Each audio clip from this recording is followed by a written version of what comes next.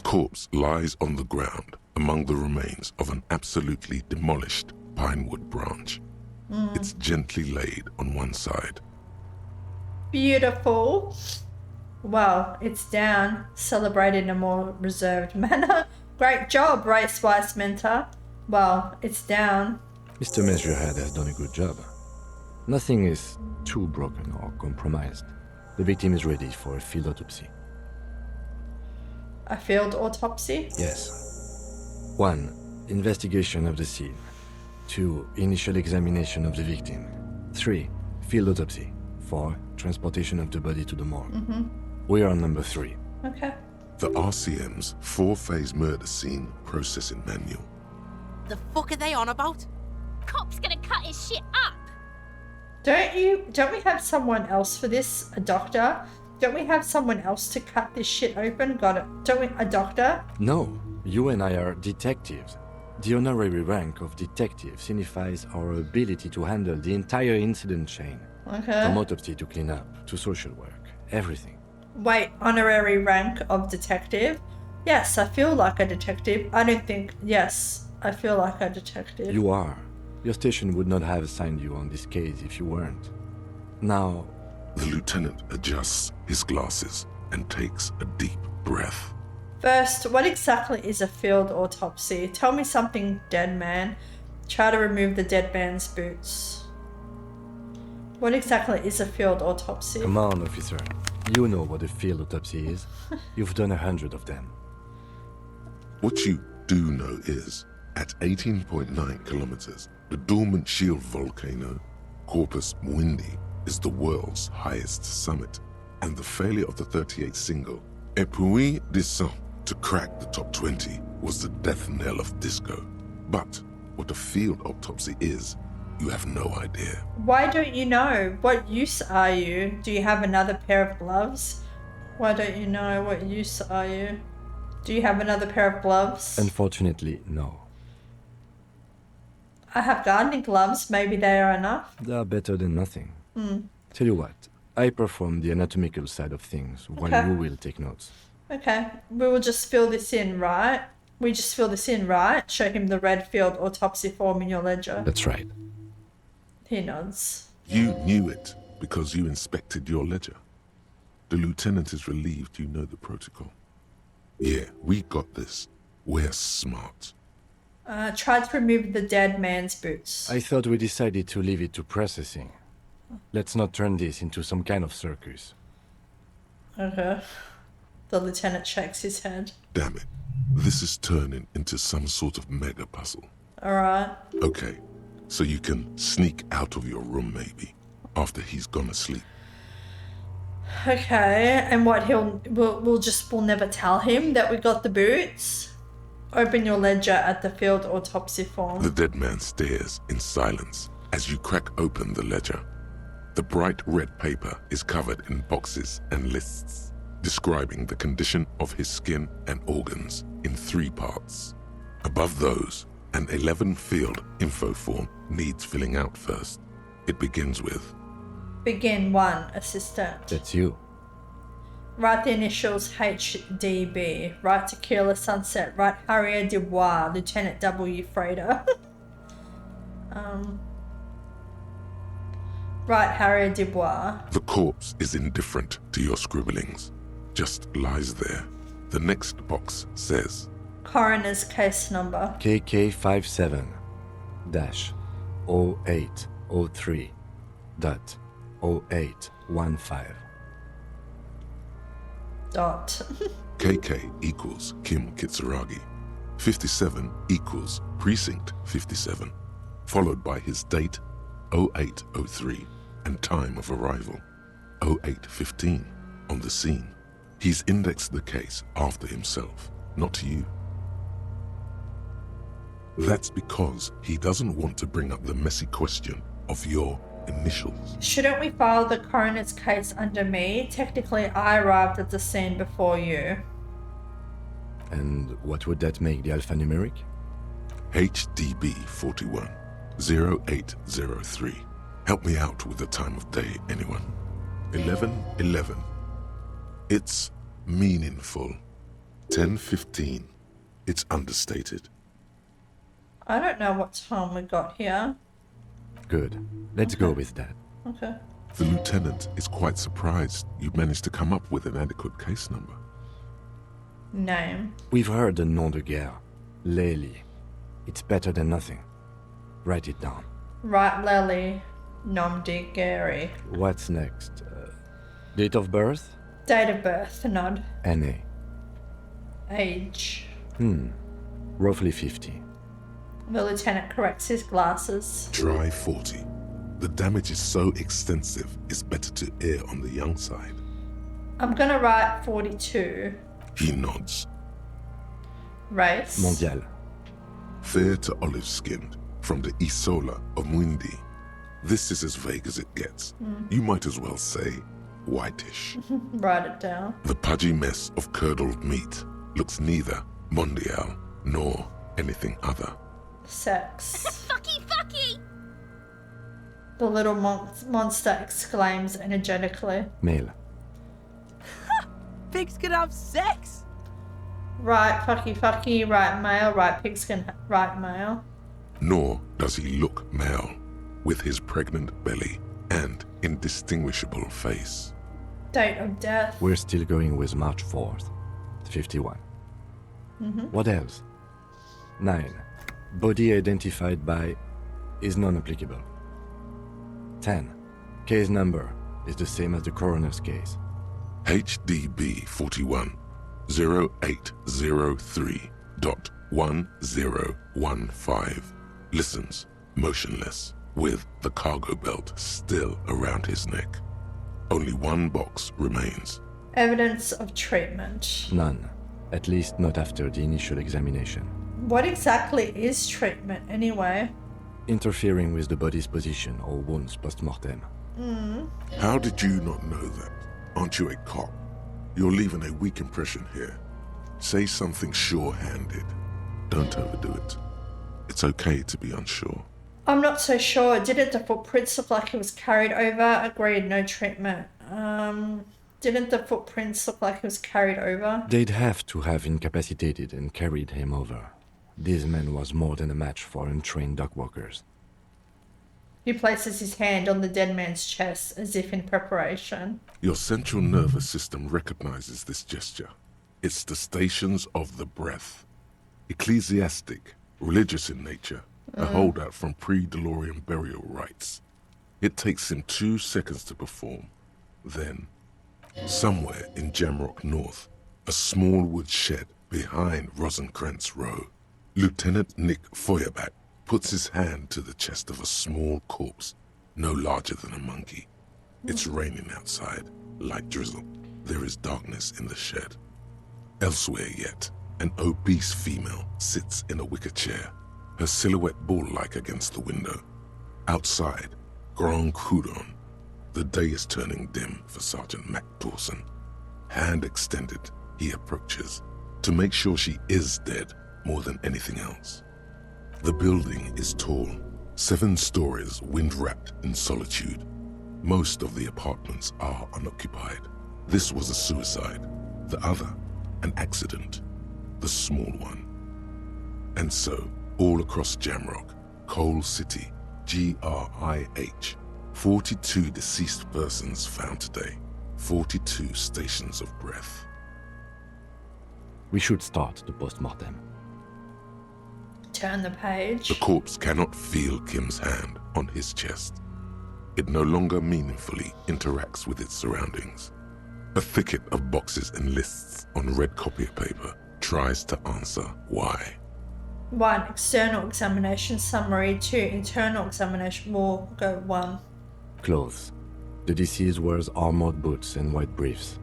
The make of the briefs is Babrodine, I think. Let's see. He turns the body onto its side to check the underwear label. See, it's happening. Babrodine, yes. Inexpensive. Size M. Color white. The disappointment is palpable. The red-haired thing was expecting something more lurid. Write it down. The rest of the clothes have been removed post-mortem by scavengers in order to get to the victim's ceramic armor.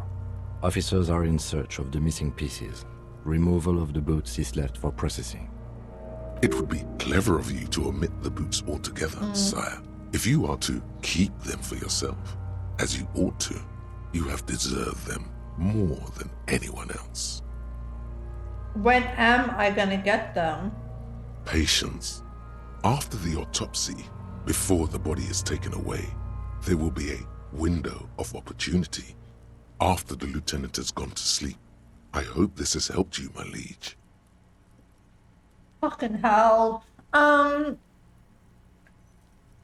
don't want to be on bad terms with Kim. I don't want him not to trust me, you know? But I want the fucking boots.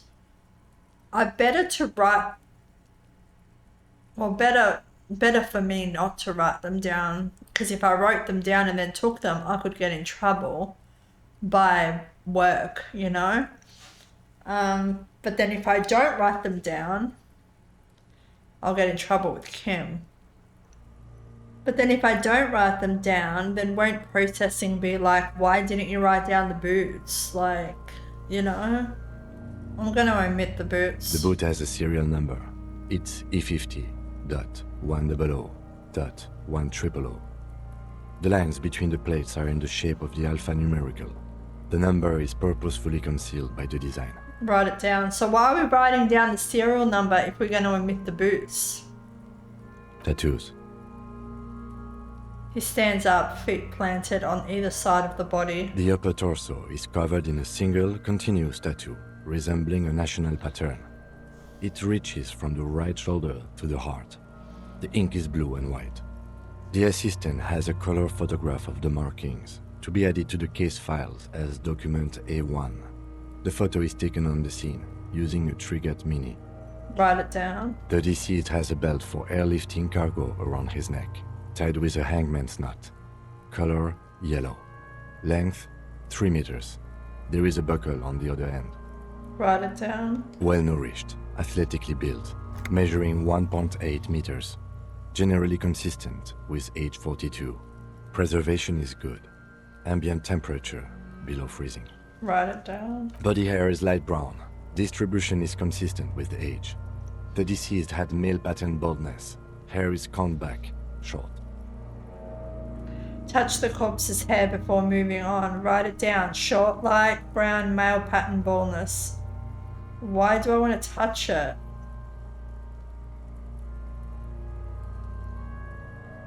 Alright. His hair feels wet, soaked with rain, cold to touch. Not that different from a living person after a swim. Stroke his hair gently. The stench is suffocating. Why am I Strands of dark brown hair start sticking to your hand, like thread off a rag doll's head. Ew. There's brilliantine in there. He's combed his hair back with oil.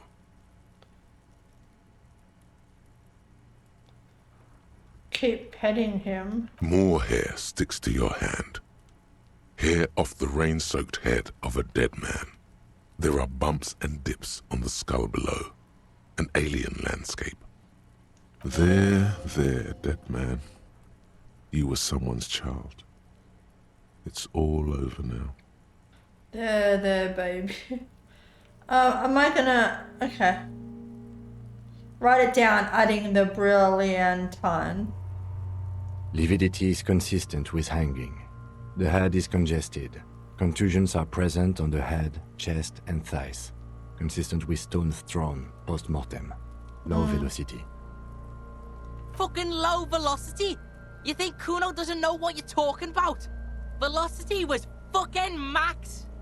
Talking shit about Kuno's velocity. In addition, there are bite marks on the face, scalp, and chest. Consistent with predation. Write down, but it meant for high velocity. Write down. Ligature mark. The lieutenant produces a small folding knife with the other hand pulling on the belt. He starts cutting into the polyester. The stench is horrid. After a while, it's obvious the material cannot be cut. The steel wiring. There's too much of it. We need to remove the belt so we can get to the ligature mark. You got just the right tool for that. The chain cutters. Oh yeah, I'm prepared. Pet the chain cutters. Good thing we've got these chain cutters. Always good to think ahead. Now, He points to the rope squeezing the dead man's neck. we need to cut the belt to see the ligature mark below. Carefully, with as much precision as you can. See? My pig is gonna fuck his head off. No, he ain't. Your pig's a boring fuck. Yes, I'm Kuno's pig. I agree. I'm not your pig, Kuno. Look for a good spot to cut. Oh my god. Look for a good spot to cut. The belt is equally tight around the whole circumference of his neck, swelling over the edges like white bread rising from the east. The knot is the weak spot. The chain cutters fit in there. Steady now, like a flower arranger. 2 cuts and it should come loose. Okay. Interfacing gave instructions. Alright, let's do it. Cut the belt off. You jam the cutters right under the knot. That seems like a smart idea. Yeah, somewhere there. Already they're buried deep in the man's flesh. Then you rotate them to get a better hold. Then Fuckity fuck, fuck. Fuckity fuck. the lieutenant looks by, somewhat worried as you summon power words to your aid. Rotate some A more. really, really bad smell is coming from there now. And some kind of cracking sound. Enough, cut some. Yeah, fuck him. Fuck that faggoty. Corpse fucking time. Told you my pig was hardcore. I should have a go first. I think I have a strategy. He steps in and takes the chain cutters from you. No, give them back. I was just about to cut it off. Let him work. He sinks the cutters into the knot, preparing to perform the cuts, with his elbow to his knee for precision. Snap. The knot is slashed. Another cut and the belt falls apart like a flower bouquet, revealing the dead man's neck and the dark red ligature mark around it. Here. He hands you the chain cutters back and then kneels closer to the body, running his finger along the dark red groove until he comes to a gap. The rope rises to a point, leaving a gap in the ligature mark. The suspension point is in the back of the neck, on the nape. Hemorrhaging is observed on the skin, above and below the ligature mark. The mark is well pronounced, consistent with a drop from 1 or 1.5 meters. Write it down. Chest is intact, normal contour. Abdomen is protuberant, pelvis intact, genitalia. He pulls down the man's underpants. No! It's gonna happen, see? I fucking knew it.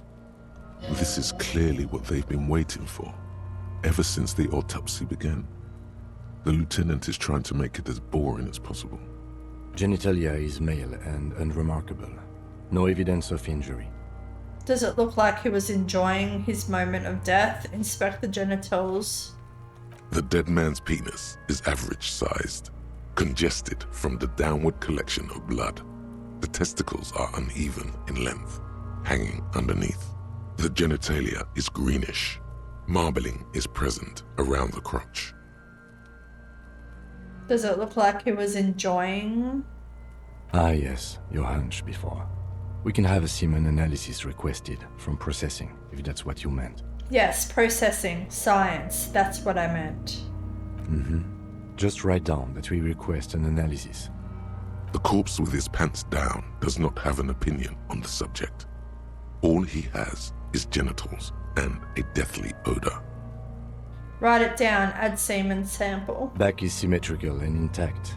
Upper and lower extremities are intact, but asymmetrical. There are combat injuries on the right hand, thigh, and hip.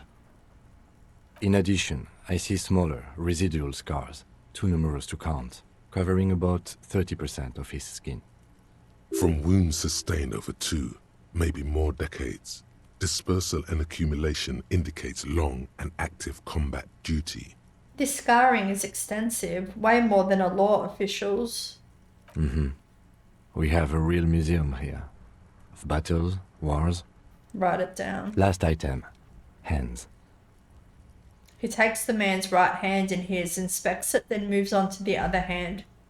let the lieutenant work alone. Hands are clean. No sign of a recent struggle. Were we expecting any? I was. Maybe I'm just not seeing them. Honestly, this stench is making it hard for me to think at the moment. Write it down. Ooh. That's all for the external. Well done. What next? He turns to the side to breathe. It's not enough. He buries his face in the sleeve of his jacket. You hear a muffled voice. Internal examination summary. Central nervous system. I have nothing. Do you have anything on this man's central nervous system? Of course, there is a moral to be drawn from it. A moral to this story. If I may add the moral of this story. No, right, no. Musculoskeletal. Purge fluid is coming from the mouth. Not injury related. Eyes and tongue protuberant. Hyoid bone. Let's see. With his eyes almost closed, the lieutenant puts his hand on the dead man's throat and begins to massage it, gently. A rotting smell erupts from the mouth. Purge fluid runs down his lips, black and viscous. Yeah, jack that fucker off! The hyoid bone is fractured. The rest of the musculoskeletal system is intact. Unremarkable. Write it down. Respiratory system. Back hunched as if in prayer, he begins to pry open the dead man's jaws. He stops to exert more force. Both hands are used. Oral cavity shows no lesions. The victim has received dental implants, possibly after a combat wound. Mouth swollen. Hemorrhaging present in mucosa of the lips and mouth. Look inside the dead man's mouth. No scream, no sigh of relief rises from the darkness inside. It's humid there. Sickly sweet air, unlike anything living. You feel like you're about to throw up again, straight in that mouth of his. Oh God, stop. Look deeper inside. Okay, we can't leave any stone unturned. It's hard. Once more, you taste stomach acid in the back of your throat. A contraction. Your throat pumps a little something from your stomach and into your mouth. You're forced to swallow, just to keep looking. Inside, you see darkness. Just a mess of meat and darkness. What were we expecting? There are ancient mysteries down there, Kobo. Ask me later. Hemorrhaging present in mucus. Right.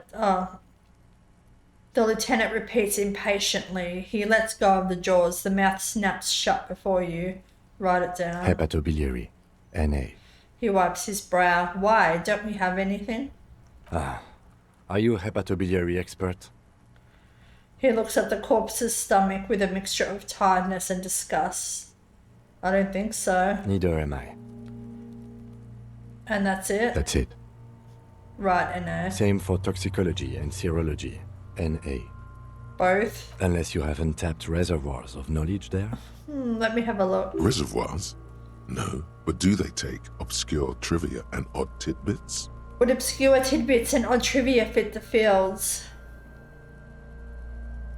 No.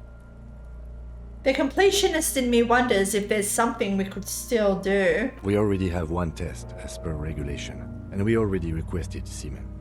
Pigs requested semen like it's no big deal. I'm not even interested in these boring mulklets anymore. I haven't sucked him off or anything. How much am I allowed to include? Am I going to have to mute this segment? Yes, better to leave it at that. More important. Can we change it to toxology? Seems prudent.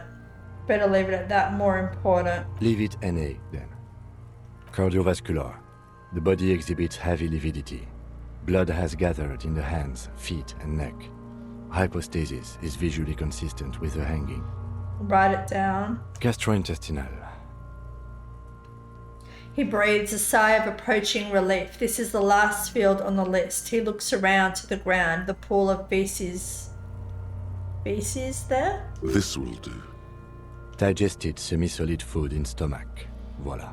He touches the corpse's bloated lower abdomen briefly. Write it down. Omit the voila. Voila. Voila. Write it down. Keep the omit it. What's next on the list? Description of injuries summary. Let's see. We have bite marks, contusions on the head and chest, and a ligature mark encircling the neck. You'll need 3 fields. Leave a 4th one too. What about the injuries we have inflicted? Oh, so we inflicted them? This is a team effort. Okay, I have inflicted. Okay, so there's a spin-stabilized munition from a Kiel A990 muzzleloader lodged in his lung. And an incision on the thorax from a chain cutter. I wouldn't mention those. Better not to muddy the waters. I agree, the waters are muddy enough, but isn't that sloppy? Keep it minimal. So, back to injuries. But isn't that sloppy? Be pedantic if you like, it doesn't matter. No one else is going to investigate this man's murder. And if they do, such details would only confuse them. See? These pigs are fucking corrupt. The boy nods approvingly. Why don't you fuck him if you love him so much? Now, injuries. Bite marks. Head, chest and scalp bite mark injuries. Predation by birds has caused damage to the body. Odontologist does not need to be consulted. So what did we write? Did we omit the... Okay. And your opinion, officer? Beneath the description, there are 2 boxes waiting to be ticked. A, opinion, fatal injury. B, non-fatal post-mortem. Yeah. Agreed. Next injury? Contusions. So, the scalp bleeds from a post-mortem head injury, a stone. The injury does not have the rim of an early inflammatory response. The perpetrator on the scene has confessed to causing it post-mortem. At maximum velocity, fucko! Has confessed to causing it at maximum velocity. Write it down. Coagulated blood sticks to his scalp and chest, where the countless stones have hit the dead man. Beneath the description of injury, 2 boxes. Opinion, fatal injury, non-fatal post-mortem. Right. Next. Ligature mark. Finish the autopsy. What's the 4th injury field for? Nothing. Just in case. 3, ligature mark. Turn the page The back. corpse lay slouched to the side, oblivious to its surroundings. The field autopsy form describes his state in 3 parts. Alright. Bite marks, contusions on head and chest, Oops. and a ligature mark, a dark red abraded ligature mark encircling the neck, with a gap on the nape measuring, let's say, 7 centimeters. The hyoid bone is fractured, the cervical column intact. I see hemorrhaging on the skin, above and below the ligature mark. Depth of the mark, 1 centimeter. No signs of clawing on the neck. Write it down. Below the note, 2 customary boxes wait to be ticked. The man's head jerks to the side. The ring around his neck is visible. Opinion, fatal injury, non-fatal post-mortem. Fatal injury. That's it. We have established cause of death. It's not much, and it leaves much to be questioned. But it's a start. He cracks an uneasy smile. Let's wrap this up. I pronounce this field autopsy over. First, how did it go? Well, we established probable cause of death. Some would say that's the goal of an autopsy. We requested a test to be run on the genitals. That was de règle. The results should arrive in a couple of weeks if we are lucky. I would not hold my breath. What else? We were thorough with the list of injuries too. We described them all in detail. What is there to say? Given the circumstances, it was a professional field autopsy. What now? I need a copy of that autopsy form. Then I will drive him to Faubourg Rip out a copy of the autopsy pages. for processing. He looks at the dead man one more time, then at the slip of red paper in his hand, then at the corpse again. He's thinking, did I miss something? I'm sure we didn't get everything. There's always something. Perception, legendary. Search the body one more time, thoroughly. What? Established probable cause. Tell me something, dead man. Shoot, Looney Rooney. At the autopsy, you said you have ancient mysteries. Oh yes, Kobo mi Lobo. In the gift horse's mouth. Tracts and wakes and waterways. Ancient materials buried. Yeah, but to where, brother? Just a small gulp away. My beloved Kobo. A small gulp away. Enough. Come back later, Kobo. Amuse yourself with my frank manners and my memento mori features. What If do possible, also, see me in your dreams. Okay, try to remove the boots again. I thought we decided to leave it to processing. Let's not turn this into some kind of Alright. Damn it. Okay, let's do it. We're gonna fail. You run your hands over the Yeah. victim's cold body, his limbs, his torso with its swollen organs. Maybe you should be more thorough. Look at his pants again. The genitals in his breeches continue to be unnoteworthy. You see the penis of a dead man. If you've seen it once, you've already got the picture. Can't get enough of that dick. Do you think we missed something? You can't shake the feeling that there are more secrets concealed in the flesh before you. Yes, there's something we're not seeing. I've got a gut feeling that there's more to this corpse. No, let's just leave it to processing, guys. Yes, there's something we're not seeing. Okay, well, we are in livor mortis here. He is disintegrating. We need to refrigerate the body if we want to conduct another examination, and we need to do it fast. Okay, where do we find a fridge for the body? Hey, wasn't there a giant ice bear sarcophagus below that building? He points toward the commercial area. Why, yes, there was. An absolutely colossal fridge still plugged in, literally in the shape of an ice bear. So that's what the ice bear shaped refrigerator is for. Why, yes, there was. Now, detective, I've rarely been disappointed by the size of a giant ice bear fridge. But I think we should still take a look at it first. Make sure it's big enough before we carry him over. Let's move. With every hour, whatever we are looking for in the deceased will become harder to find. He closes his notebook and cracks his neck. So we should have 2 points. I think. Should we just do it? Just one rhetoric, one empathy? Yeah, let's do it. Rhetoric, empathy. Okay. Can we talk to Kuno now? You missed a good show before. A kid came by and completely fucked the tree to pieces. He fucked the tree up! Fucked it good! It was porno! By the way, kipped is a racial slur. Oh, okay. You need to act decisively. It's Kuno. Use Kuno words. Stop using the K word, it belongs in the past. Total retards use language like that. Congratulations, Kuno, you just made yourself a retard. Oh yeah, kids, not in approval, but don't you mean desert kipped? This all so superficial, kids. The race mystery runs deeper than you could ever understand. Wish I could have been there to see it. Now I have some questions. Shoot that shit at Kuno, pigonaut. Yes. Alright. Figure out what's going on with this kid. What's going on is an ungovernable youth on your crime scene, throwing around incendiary language, trying to push your buttons. Like you don't have enough on your plate. You feel a sudden surge of self-pity coming on. Hey Kuno, think you can turn the Kuno down for a moment? We've already done this. Let's talk like normal people. Kuno, listen, I know this boundary pushing thing is new to you, but it's old news for us grown-ups.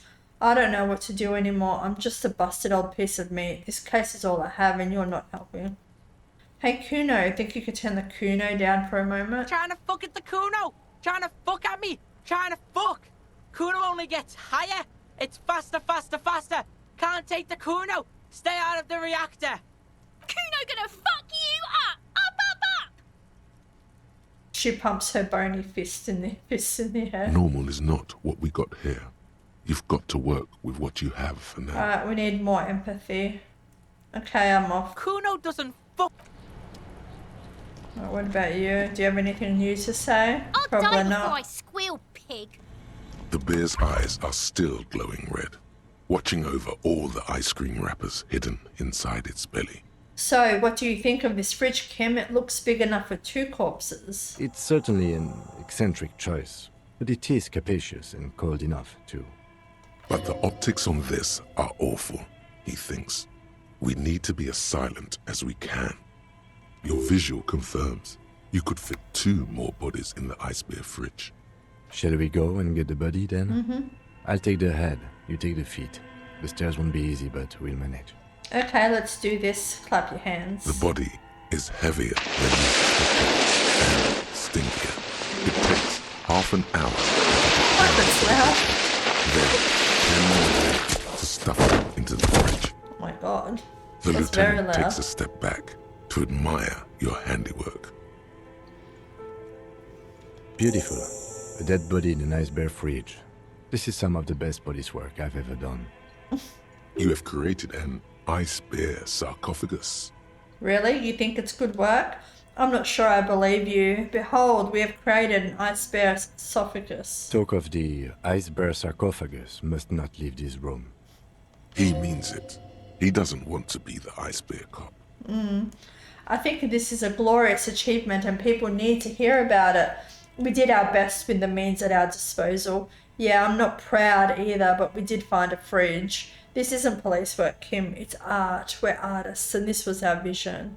We did our best with the means at our disposal. Did we though? Okay, maybe we did. At least we've stopped the body from decomposing further. Now you can conduct another inspection under controlled circumstances. Inside the icy realm of the ice bear fridge, the corpse stands slumped, waiting. Oh, can we put anything on with perception? No, we don't have anything. All right, let's The try bear's again. eyes are still glowing red. It's guarding over. Your arms reach out and your eyes close, as if by their own volition.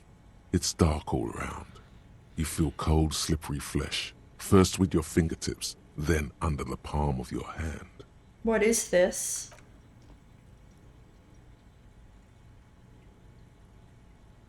His face, his cheeks, his nose, his fat, swollen lips. Like a spider, your hand crawls over his features. Everything is silent. Crawl up his nostrils. They are swollen shut. You need to really push to get in. Push your fingers in his nose. Only the little one fits. The flesh changes shape as you bore in, searching for Ew. something in the cartilage. The thing you're looking for, it's not there. Crawl out, spider. Put your fingers in his mouth.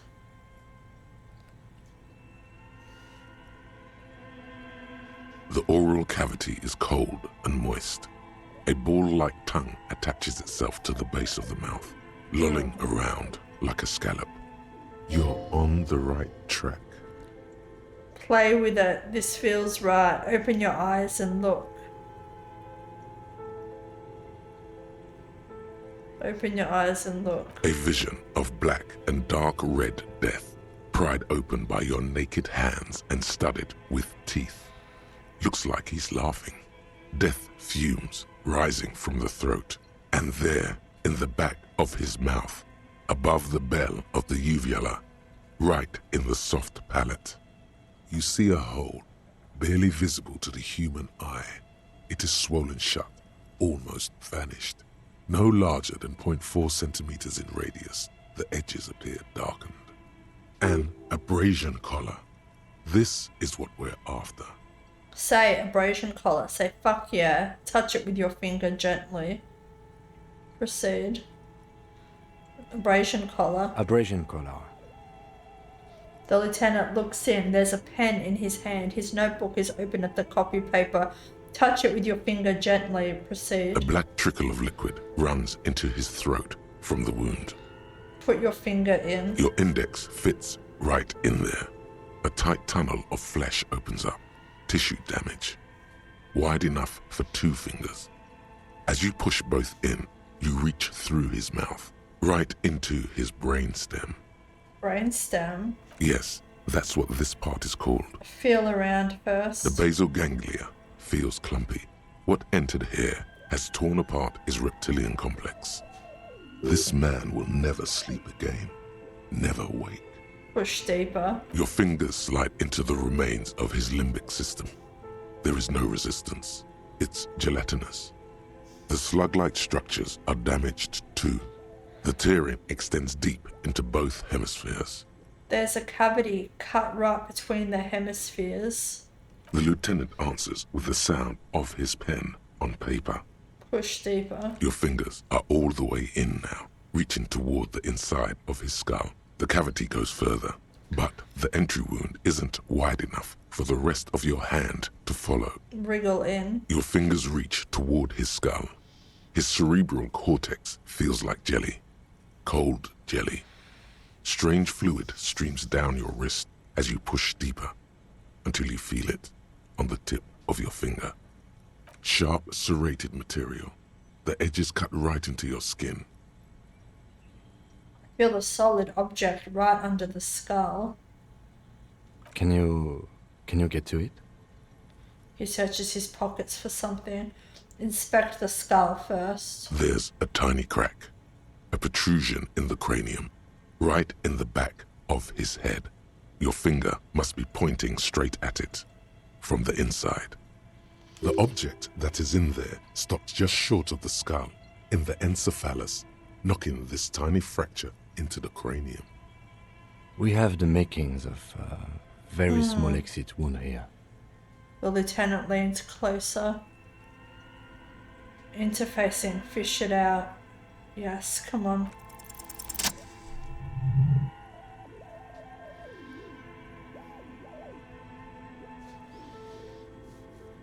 You pick the object between your index and middle finger.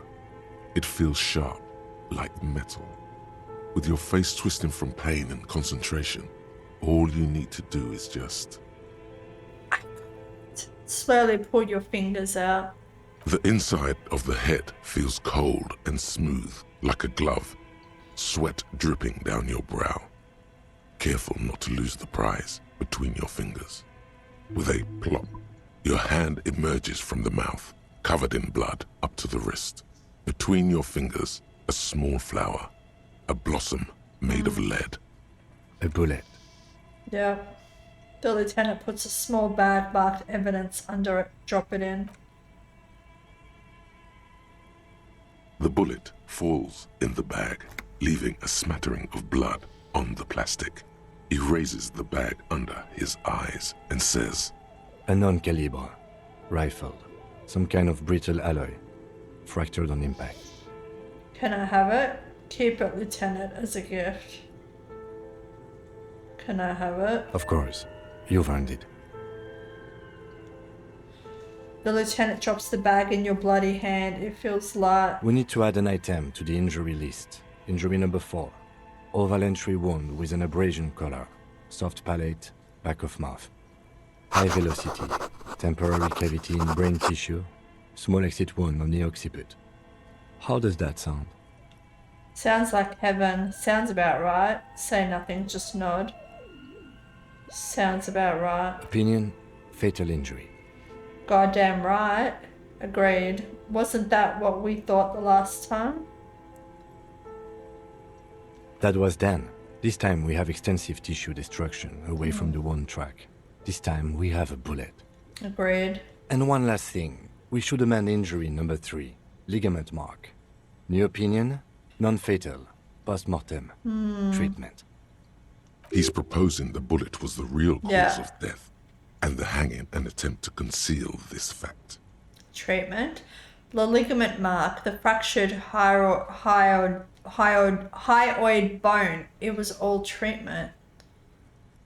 Yes, and the belt around his neck, the hanging, even dragging him to the yard. All of it was done after this man was already dead. You think so? I did not just come up with this. I've had my doubts since you showed me the tracks, officer. Why did they carry him over? Why not march him? There is no satisfactory explanation.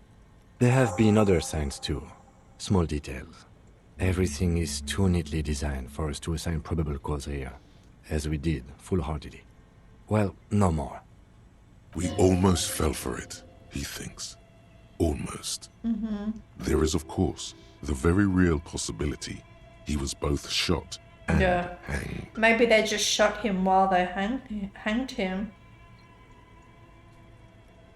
Hung him? Wouldn't it be hung him? Or would they hanged him? To put him out of his misery? It's possible, but it does not explain all the other dubious things here.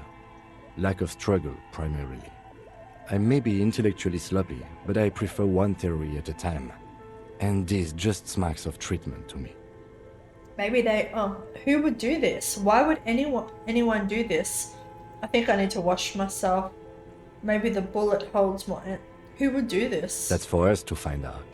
But this, it will make finding them just a little easier. Why would anyone do this? To hide something. The real killer, the real motivation, what really happened here. Maybe the bullet holds more answers. Yes, we should take a closer look at it. I am certain it has more to tell us. This little thing could reveal much about the weapon that shot it. I think I need to wash myself. Oh, you really do. I am glad to hear you say that. Your room in the Whirling in Rags should come with a bathroom. Be sure to make use of it in the evening. I'm not staying there anymore though. What happens next? We bag the corpse and carry him to the holding pen of my kinema.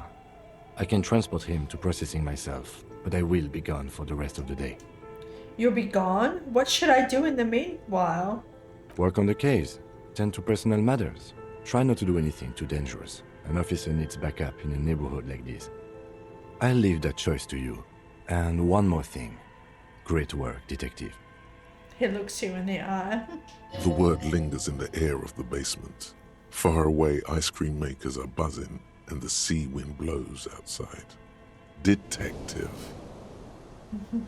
After you bag the corpse, Lieutenant Kitsuragi will leave the party until tomorrow morning. You can do side tasks, and even the main case, but it might be more difficult. Plan his exit accordingly. Okay. Tell me something. Let's bag him. Examine one of the ice cream wrappers.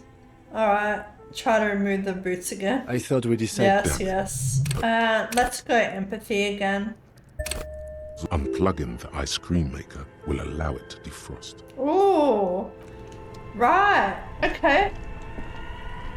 2 cables are plugged into the breaker box. The red one leads to the ice bear fridge, and the black one, something close to you, dies with a sock. Very smart. Opening the lid should be much easier. So I wonder how long we have to wait. This orange machine turning the crank is all gone now. You'll never become a poet or an entrepreneur. Ice squeaks beneath your Kavalzun multi-tool, and it's already unplugged. There's not much else to do other than wait for it to defrost. Alright, cool. Alright, so we just have to wait for it. Okay. Alright, let's see if we can talk to Kuno now. Fuck does Kuno care? Ooh, alright, let's go. It's not Kuno. Oh, yes. It's Kuno S. Oh, interesting. Interesting. How? Act on it and try to separate them. Kuno, psst. Interesting. How? Kuno S is by far the worst of the 2. Kuno has no problem being near you, but the other hides behind the fence, afraid for her life, like she's done something very bad. She came up with that psychopathic scheme of screaming for help before. Kuno just wanted to talk to you about his name. Kuno S was the one who wound him up and directed him. Also, Kuno hasn't stopped talking to you. Even enjoys it from time to time. When you talk to the other one, it's like talking to a cornered animal. She only hisses. All in all, Kuno respects madness. You cannot hope to outdo her on that front. You must win yourself a few minutes with him alone. Kuno, psst. Fuck you whispering about? He whispers back. He's whispering too. He's going with it. But watch what happens. Fuck you, whispering about. She puts extra stress onto that word, expecting it will make you uncomfortable. If Kuno wants to whisper, he's gonna fucking whisper, okay? Let's whisper, pig. This is it. You've got him. But be careful. You can still fuck this up. Don't make Kuno look bad in this. Kuno, listen to me. She's trying to control you. We gotta get you out of here. What's up with her? She's terrifying, crazy, scary. Phew, I'm glad she's out of our hair. She's fucked up. I don't want to say she's crazy scary because he's going to be all like, she's crazy. I'm the crazy one. She's fucked up. Maybe he wants to be fucked up, you know? Oh, fuck, I don't know what to do. I'm glad she's out of our hair. She's not fucked up. Everyone's fucked up. Stop judging shit. Wrong move. Yeah. But he's whispering Yeah. still. You haven't lost him. Just don't mess up again. Fuck. Or you will. There are no guarantees here. Kuno, listen to me. She's trying to control you. We've got to get you out of here. It's okay. The pig's trying to pit us against each other. Not gonna let him do that. That's it. You let him off the line. That was a bad, manipulative thing to say. You should understand. I got you this far. I couldn't get you all the way. Try to fuck my Kuno! Try to fuck my Kuno away! Me and Kuno are tight. We ride for life. A chill comes over you, the wind from the boulevard south, lashing you for trying to separate them, for trying Can I to do it take again? the street out of Kuno. What's going on isn't uncut with what you Okay, have so I now. can do it again. So I can just get more empathy. Fuck. Alright. I knew that telling him to get him out of there was a bad move, but I was worried that if I called her crazy, she'd be offended by that because in his mind he wants to feel like he's the leader. You know what I mean? So I didn't want to make her seem above him in any way. Yeah, alright. Kuno doesn't. Fuck. You little shit. It's you again. Ooh. Godly, very high. Convince Titus he's being manipulated. Convince Titus he's being manipulated. Bad idea. Why? Bringing her up will do no good. You should know by now. Titus will never falter. One of his boys will. That's it then. Case closed. Look around. We're going home, Kim. One of his boys will. Fat Angus, the powerful guy, Mr. All Muscle. The time has come. Put him in the pressure cooker. Just remember, it's about more than Glasia. It's Glasia. about these men and Martinaise, their district, their responsibility. Outside, in the midday sun, ruins. The pavements are cracked and the benches peeling. Newspapers blow in the wind. Alright, that's it then. Case closed. Look around. We're going home, Kim. The lieutenant raises his brow. He'll get it. Go on. Write it down, Kim. In Martinaise, they just kill you because they don't like you. Got it. Kill you because they don't like you. Because Or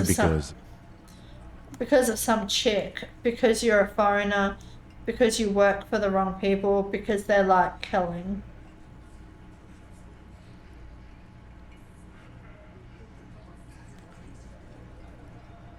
Because they like killing. Yeah, we liked it. It was fun, wasn't it, guys? We had a great time. It wasn't for your fucking entertainment, Dennis. He gets a hold of himself. They kill you because they think it's funny. They just hang you like in the Dark Ages, make a display of your corpse. They club you from behind, string you up, and go back to drinking. It's cool, guys. You drag them out back, light them corpses on fire, piss on them. You don't care. We didn't light him on fire. No one pissed on him either. He's trying to get up. That's it. That's the weak one. You flushed him out. Now go in for the... Officer, you will be next if you don't shut up. The old man reaches for his belt, but his voice is strangely calm. He's onto you. He knows what you're trying to do. Turn on Angus. Or what? You're gonna kill me like you killed him? For no fucking reason? Turn to Theo. What happens if I keep talking? You're gonna kill me too? In this bar? For nothing? Look at Kim first.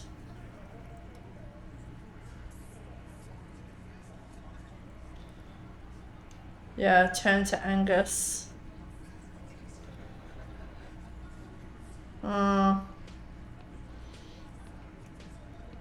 No, turn to Theo. No, I'm not gonna do it. I'm too old for a shot like that now. You hear that, Angus? They're gonna kill me too. Suddenly, there's an awful ringing in your ears. Your body temperature spikes. You're burning all over with fear. To your right, you sense the air move. The lieutenant draws his firearm. Oh my god. You only manage to perform one more movement. An instinctive jerk to your left. Then, no sound. No one screams. It's impossible to say where it comes from. More dead cops. Shit. From the district of Martinaise. Fuck. As the bodies of 2 police officers are found floating in the canal. It is believed the officers were pursuing a murder investigation, but got caught in the dock workers' strike and were gunned down under unclear circumstances. Such needless loss of life is truly tragic, a local union leader, Everett Clare, commented, and added that although the event is truly horrid, we can expect similar incidents to follow if right-wing vigilantes are allowed to run around uncontrolled and try to wriggle their way into well-organized neighborhoods. Shit. Alright. God, I'm really failing these speech checks. I feel like speech has always been my strong suit when it comes to games like this, but yeah, this game is a bit difficult, you know. We'll unplug this now. It was the 2 black... cables are plugged something close. Very smart. Opening. Alright, so that can thaw. Shoot, Looney Rooney. How do you like it in the fridge? I like it a lot, brother. This really is your finest hour. You're a genius. A regular Corporal Angelo. No. Come back later, Corporal. Okay, Amuse yourself with my frank manners. I can't believe we died. So they just flat out shot us. That older man probably just flat out shot both of us. Fuck. I'm getting sloppy, you know. I'm getting...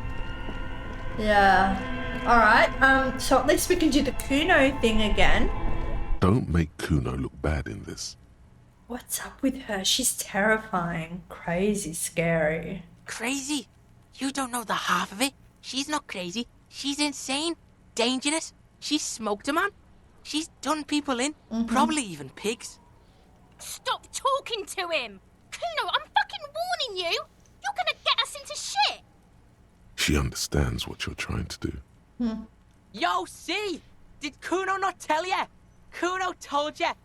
Kuno talks to whoever he wants.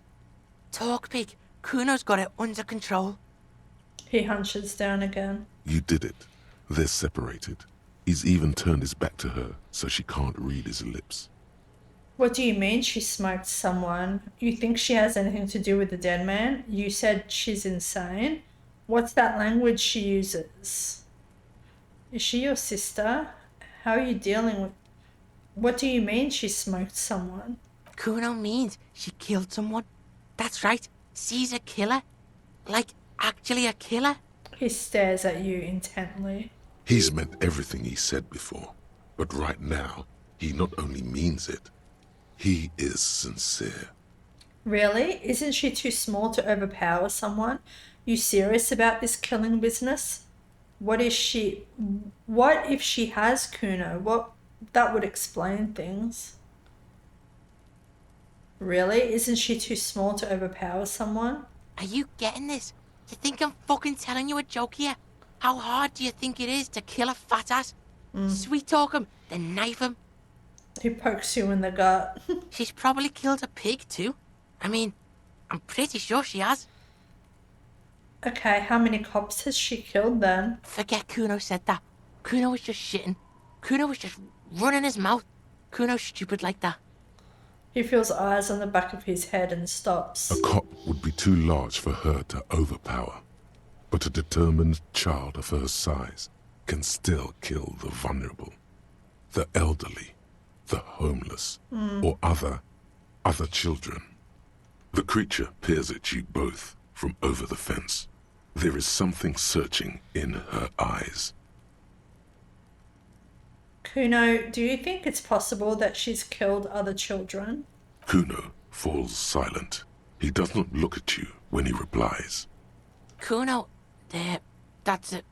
That's what Kuno is starting to think, yeah.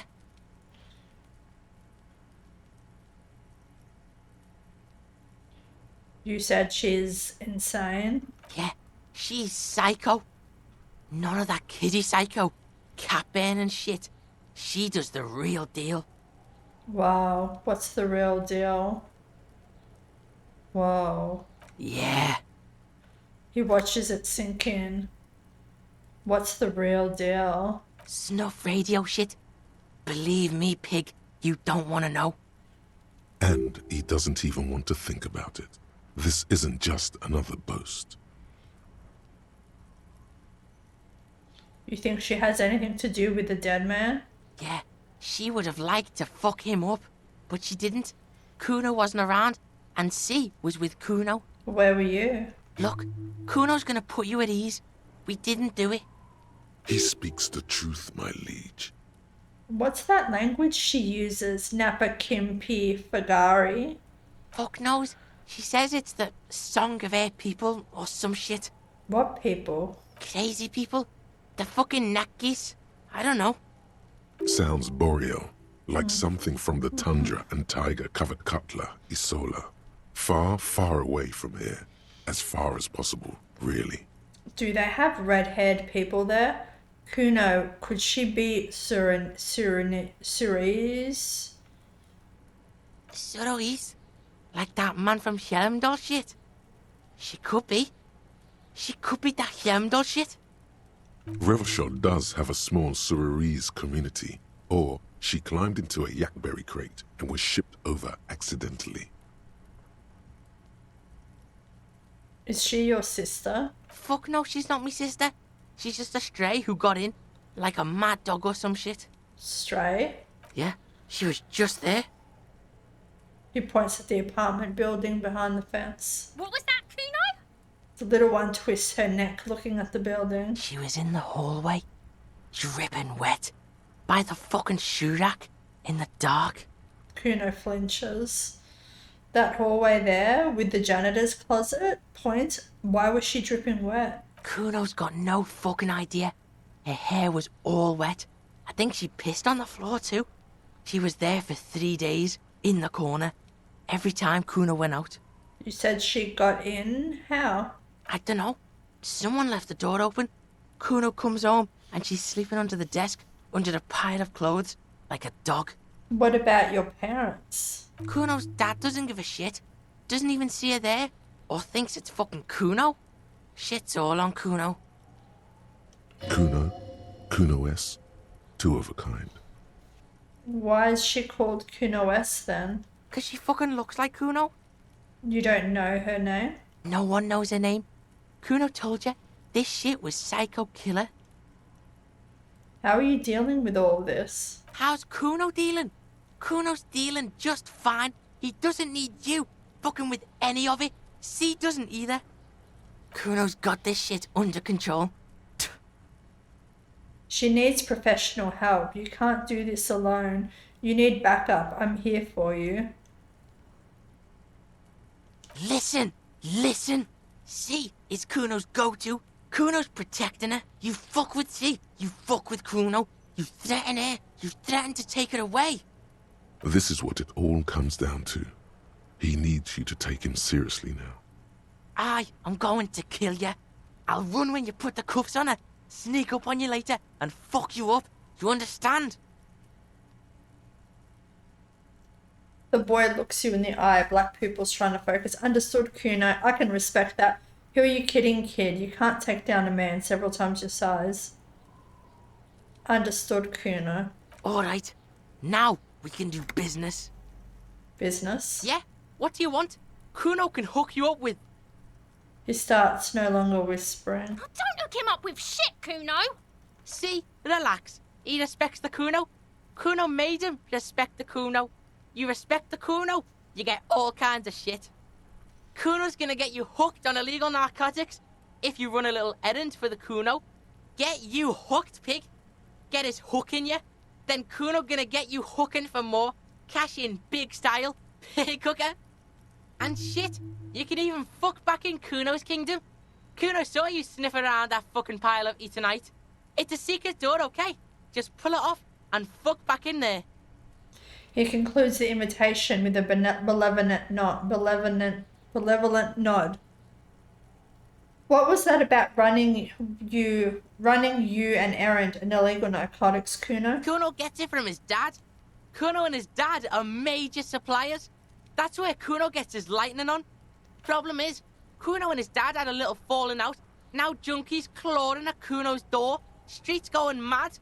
Kuno's got to throw his dirty popo man at it. Nod. Okay. This is very interesting, but I'll have to get back to you. Okay. Dirty popo man is you. In there is Kuno's violent dad on steroids. Kuno's dad does steroids and speed. If you can take him, you can have half of the speed. Who is your dad, Kuno? Kuno's dad is a fucking monster. He's the most violent man in Revachol. He doesn't give a shit about a single thing. He drinks too. Are you sure you can take on the most violent man in Revachol? In your condition? Oh my god. Don't expect to talk this one down. There are some situations your mouth can't get you out of. You won't sweet-talk your way around this man. Good thing this psycho drug boss is strictly optional. How much material are we talking about? Like half. Half of what? A baggie, but like in this vial. That's half a gram, sir. Half a gram? Yeah, half a G. Want it or not? I made up but that's not very much material at all. Fuck you talking about half a G? This shit is giant, grade A shit. So clean you can barely see it.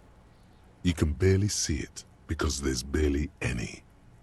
I made up my mind, Kuno, and this is what's going to happen. Okay, Kuno's listening. I'm going in there, all guns blazing, to get that speed because I need it. I'm going in there, but not for the speed. I'm going after the most violent man in Revachol. I'm going in there for justice. I'm a narc, Kuno. I'm going to confiscate that crap. I'm going in there for justice. I'm a narc, Kuno. I'm going to confiscate that crap. Lie, you need speed. I'm not going in there. Kuno sees you're too pussy to face Kuno's dad. It's okay. Come back when your balls are big time. Another sane decision, detective. Kuno doesn't fucking care. Okay. I'll die before I squeal, pig. What are those strange words you use, girl? I come from the woods, good Davidu. You don't want to go there with me.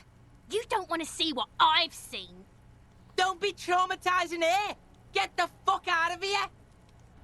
Child, converse with me. Murder was the case they gave me. She has almost vanished behind the fence. Only the top of her hat remains.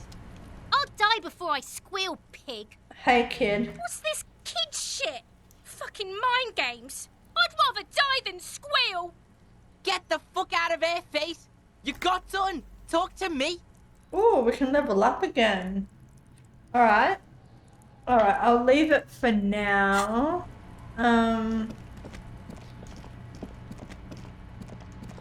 Alright, let's try this TARDIS thing again.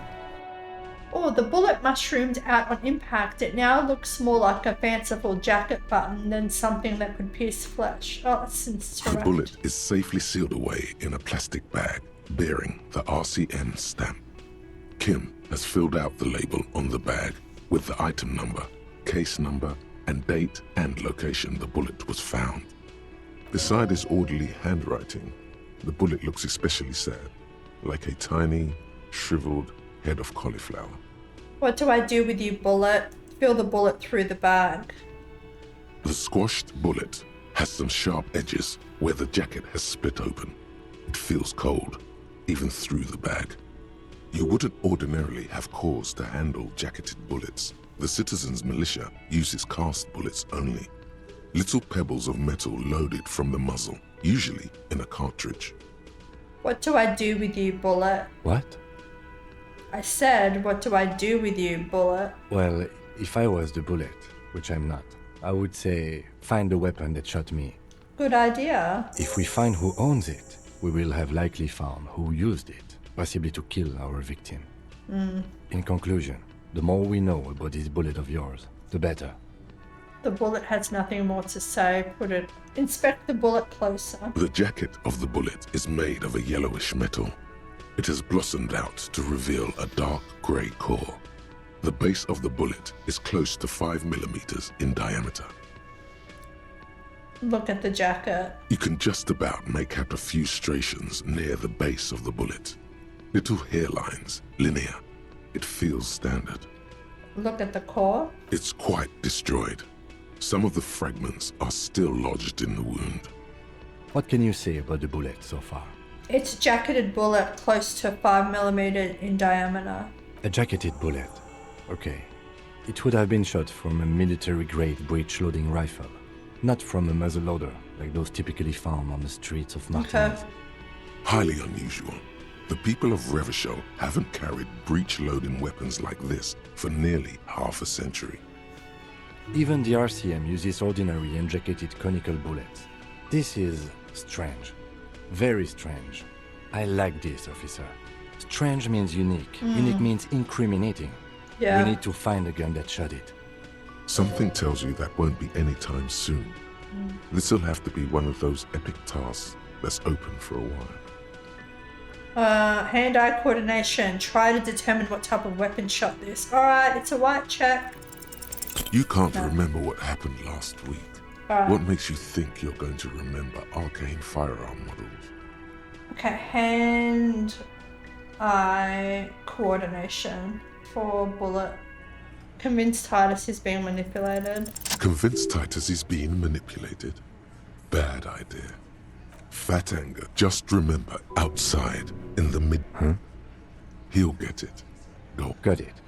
Kill you because they don't like you. All because...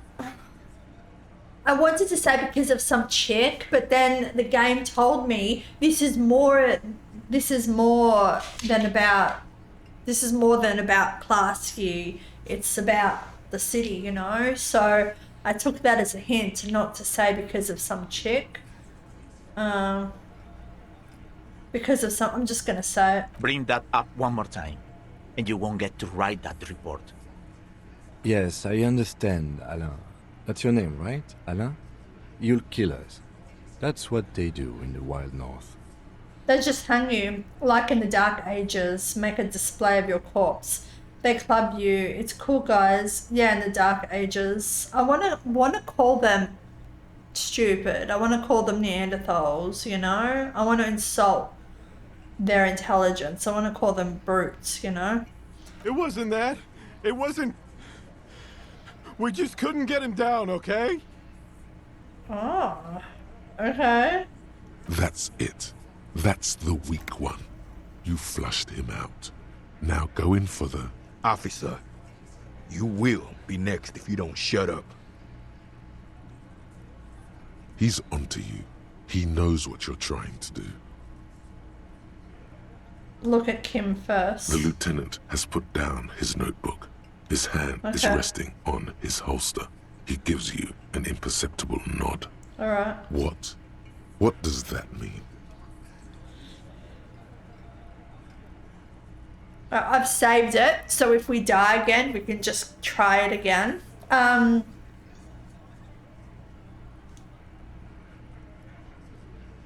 Turn on Angus. Oh, what, you're gonna kill me like you killed him for no fucking reason? We didn't kill him. We didn't even hang him. He was dead when... Shut up, Angus! He was dead before you hanged him? Fatty! Say one more thing to the cops and I'll... The little guy hits Angus on the back of the head. A loud slap. Dennis, stand down, or I'll beat your head in. Theo, take your hand off the belt. Oh, thank this you. isn't 31. I've got this under control. Okay. The room falls quiet. So quiet you can hear Angus wheeze. Angie, where's your goddamn inhaler? You sound like you're dying. I left it home. I can't get Angie. it. I'm too fucked. I'm sorry. Why are you so fucking fat, Angus? Now it's all pointless. Because of you. You wasted my time. I told you, Titus. I told you just give her up. Lizzie, your help is no longer needed here. Go tell Everard. Yeah, fuck off, Lizzie. Fine. I'll tell him. After a long walk along the coast. She walks off without looking back. What just happened between these two? Yeah. You're in. He's all yours. Questions. Whisper. We did it. I'm sorry I made you guys fight. So you didn't kill him. He was already dead. So who killed the merc then? Any leads? Whose idea was it to hang him anyway? Hers?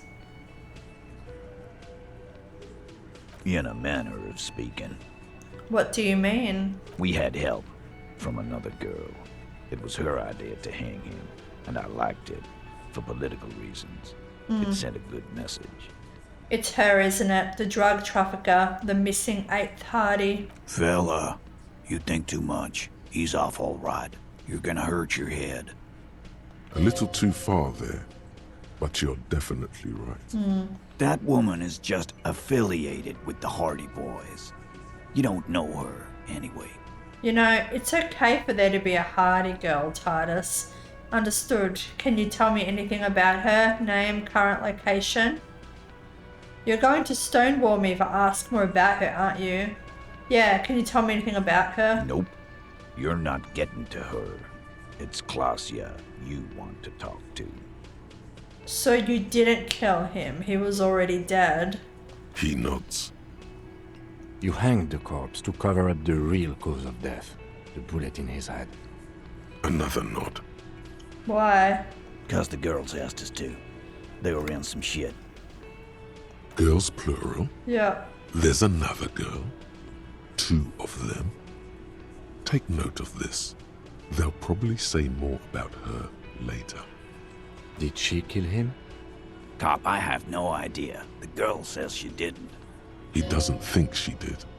Or at least he hopes she didn't. What happened Sunday night?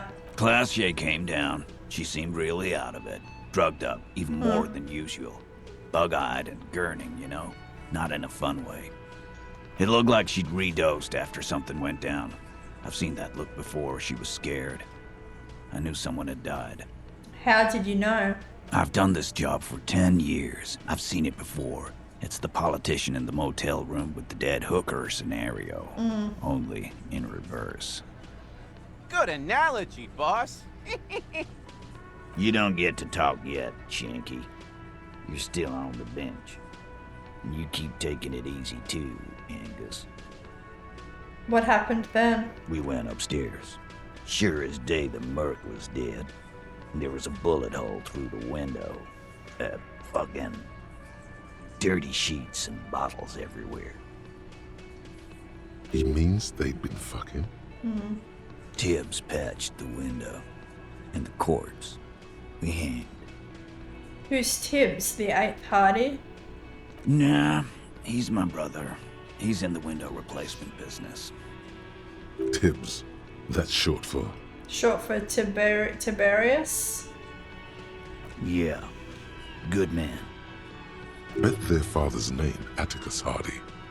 Lucretia Hardy would be their sister. Anyway, If Klasky didn't kill him, why the cover-up? You may have noticed our girl's in some shit of her own. I didn't notice anything. What kind of shit are we talking about? The can't show up on police radar kind.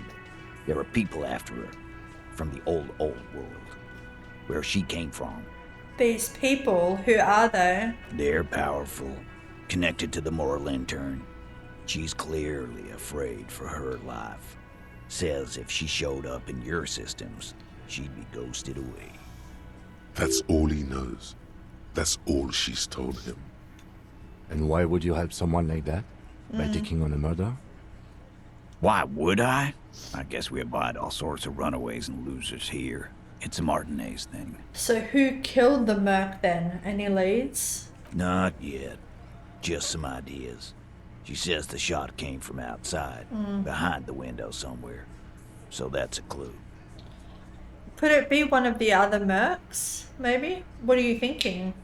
I'm thinking someone's past caught up with them. Either hers or his. Hers, you mean? I mean the people after Klausya. Maybe the shot missed. Maybe it was meant for her. I like that. Been thinking the same thing myself. And you had ideas about his past too? My dude. One of those mercenary buddies of his could have done it. They got guns. Training. Yeah. Years of bad blood, probably. Or it could have been someone else from Crenell. He pauses to think. Tell you what I'd do. Check out the coast for vantage points. Maybe consult with a ballistics buddy of mine. That's what I'd do. If I wasn't too busy doing this clown dance with you. He's calm now, threw all that turmoil away and became himself again. These theories, not bad. Don't buy either one, but still, this guy's not as dumb as he looks. I'm sorry I made you guys fight. Me too. Whisper, Kim, we did it. The lieutenant gives a smile only you can see. Thank you for this, Titus. I'll go talk to her for the last time. You do that. Hey, cop. Before you go. Suddenly, the wind picks up outside. You hear it rattling the large windows in their frames.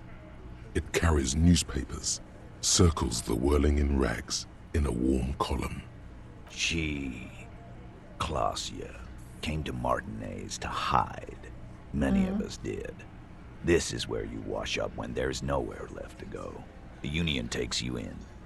Now, she refused that protection. But Still, after all this headache, But you would still prefer if we didn't take her away? that's right. If we didn't take care of the people who end up here, this place would just be a couple of ruins and some cargo containers. We'll take that into account. The lieutenant slides his notebook into his coat pocket. He turns to leave. Okay. Confront Classy with the Hardy's story. Wash off the death smell. Find the murder weapon. Perform an advanced analysis using HE coordination. Oh yeah, hand-eye. Yep. Alright, let's talk to this. Let's talk to this cook. the man ponders his cooking utensils and gives you a little nod, acknowledging your presence. What's in that borscht you're making there? Point to the large pot. The man says a couple of sentences in that strange language of his and then seems to wait for you to speak. I'm pretty sure he asked you a question. He doesn't know your language. You can just say something cool in return. Yes, no, Mercury rising. Sorry, I don't understand you. Just one word. Sounds quizzical. Then he awaits your answer with his brow arched. Yes, nod. Borscht need more vodka? He looks at the soup, then at you. More vodka. He picks up a bottle from the shelf. Okay, so it's vodka that keeps the men happy and in good spirits. Clever move by the Union. Of course, vodka. Now that makes a very, very special borscht indeed. Turn it up and then ask for some yourself. Turning it up seems like a dangerous idea, honestly. The place is a powder keg. No, no vodka. Turn your fingers into fingers. Oh, turn your fingers counterclockwise. Cut it. What? The cook gives you a long, disappointed look, then turns the stove off and seems to wait for you to speak. Leo said you're friends with Manana. Is that true? The mention of mañana gets his attention. He smiles and delivers a whole slew of unfamiliar words and lively gestures. Then he falls silent again. They're friends. Do you know what's behind that door? Point to the blue He door. looks up at you, then looks away quickly, shrugging and muttering something to himself. Shrugging is an international sign for, no, I don't know what's behind that door. I don't think I need anything else. Stay masculine. Alright, let's go have a shower. What did we need for this again? A mirror hangs on the bathroom wall. In it, your face, Interfacing. adorned with the expression. So electrochemistry 1. Okay, I have my electrochemistry outfit on. A mirror hangs on the bathroom wall. Oh no, In okay, it, yeah. your face, Alright, adorned. it's locked, yeah. So I need... Alright. Alright, let's go one interfacing. hangs on the bathroom Oh, wall. okay. In it, your face, adorned. The faucet is quite terribly mangled, but you just might be able to twist its parts into place. You handle the chain cutters deftly, applying just enough pressure. The faucet regains a recognizable shape. The steam stops. Told you that you needed those chain cutters. Everything is connected. Everything has a purpose. The mirror begins to clear slowly without you having to wipe it. Okay. So... we need electrochemistry. Why can't I have a shower? Oh, what? Does Kim need to be gone?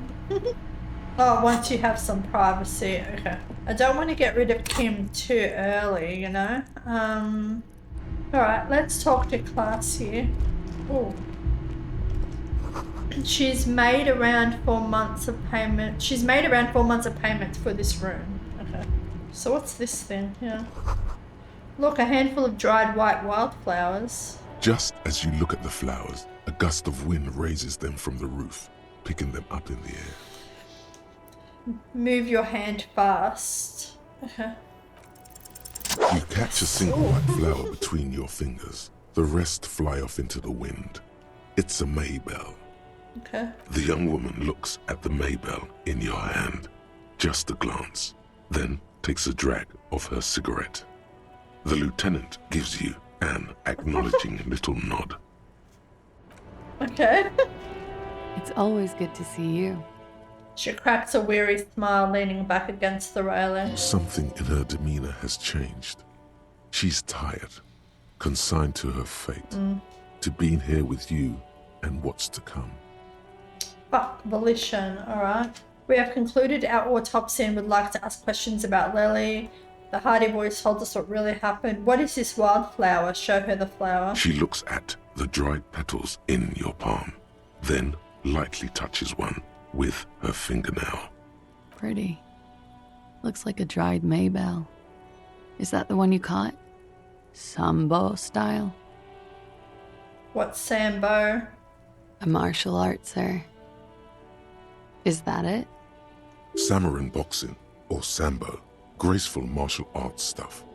Sambo style implies stealth and cool. Yes, why was it there? Why was there a flower on the roof? I don't know, officer. Because of the wind? Or an admirer? Any admirers, miss? Admirers? I'm too old to be a debutante. And this place is no fashionable society. Question avoided. Let's conclude that she has admirers. Plenty of them. We have concluded our autopsy and would like to ask questions about Lely. Let's see. Lely. I wrote down the nickname Lelystad. The lieutenant has taken out his notebook. He moves his finger across the page. We have questions that might help solve some gaps in our field autopsy. I'm sure my colleague has a few of his own while I take notes. The young woman cranes her neck, trying to catch a glimpse of the page the lieutenant passed to you. On it is a list of autopsy observations recorded neatly in blue ink. The last missing pieces of a puzzle of flesh. Where is Lelystad, the place I mean? In Oranje, officer. Oranje. It's, I think municipality is the term. A nowhere town there. The Lelystad municipality has few boroughs and even fewer cities. It's made of agricultural plots near the border of Gottwald. Executive summary: cows, silos, and wheat. You were almost right, officer. That means his race was occidental, not mondial. I'll update the form. Look at Class G. You were both from Oranje? Yes. We were compatriots. Did that bring you together? No. He was too old for that. And from another part of Oranjenrijk. I didn't even understand his accent. What brought us together wasn't Oranje. It was bad habits. No love for Mother Oranje. But wasn't he a soldier? This could be worth pursuing. A military man, but not a patriot? No. He left the National Service after they taught him to do what he did on Seminine. He wasn't the flag-waving kind. He was the making money, killing people kind. He was by no means a stupid man. A people person. A small platoon leader. Certainly not a patriot. You don't seem like much of a patriot yourself. As an Oranese yourself, didn't his lack of patriotism annoy you? Sure. You don't seem like much of a patriot yourself. Mm-hmm. There is nothing on Moindi. Moindi. The old world is dead, and we both knew it. Maybe Oranje did bring us together. In loathing. I love Revachol, though. I hope she loves me, too. She looks around, the wind in her hair. How old was he, miss? He was 42. Ooh, right. 42? Are you sure? I would have had him above 50. He had many scars that made him appear older. But no. The memory makes her smile. We even celebrated his birthday, like, some weeks ago. It was a funny 2 days. He had little reason to lie to me. Looks like you were right, officer. Mm-hmm. The lieutenant taps on his notebook once, as though assigning some kind of point. I did not know this was a competition, Kim.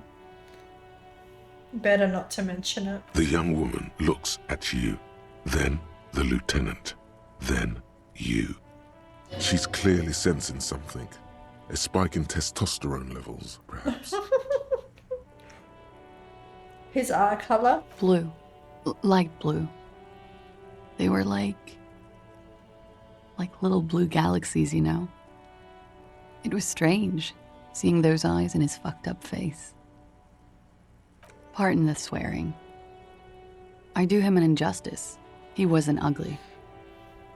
And he had a beautiful, soft voice. Very surprising, what with all the scarring. It was quite something, watching him speak. He had a combat wound on his chin and mouth? Mm-hmm. Yes. Severe.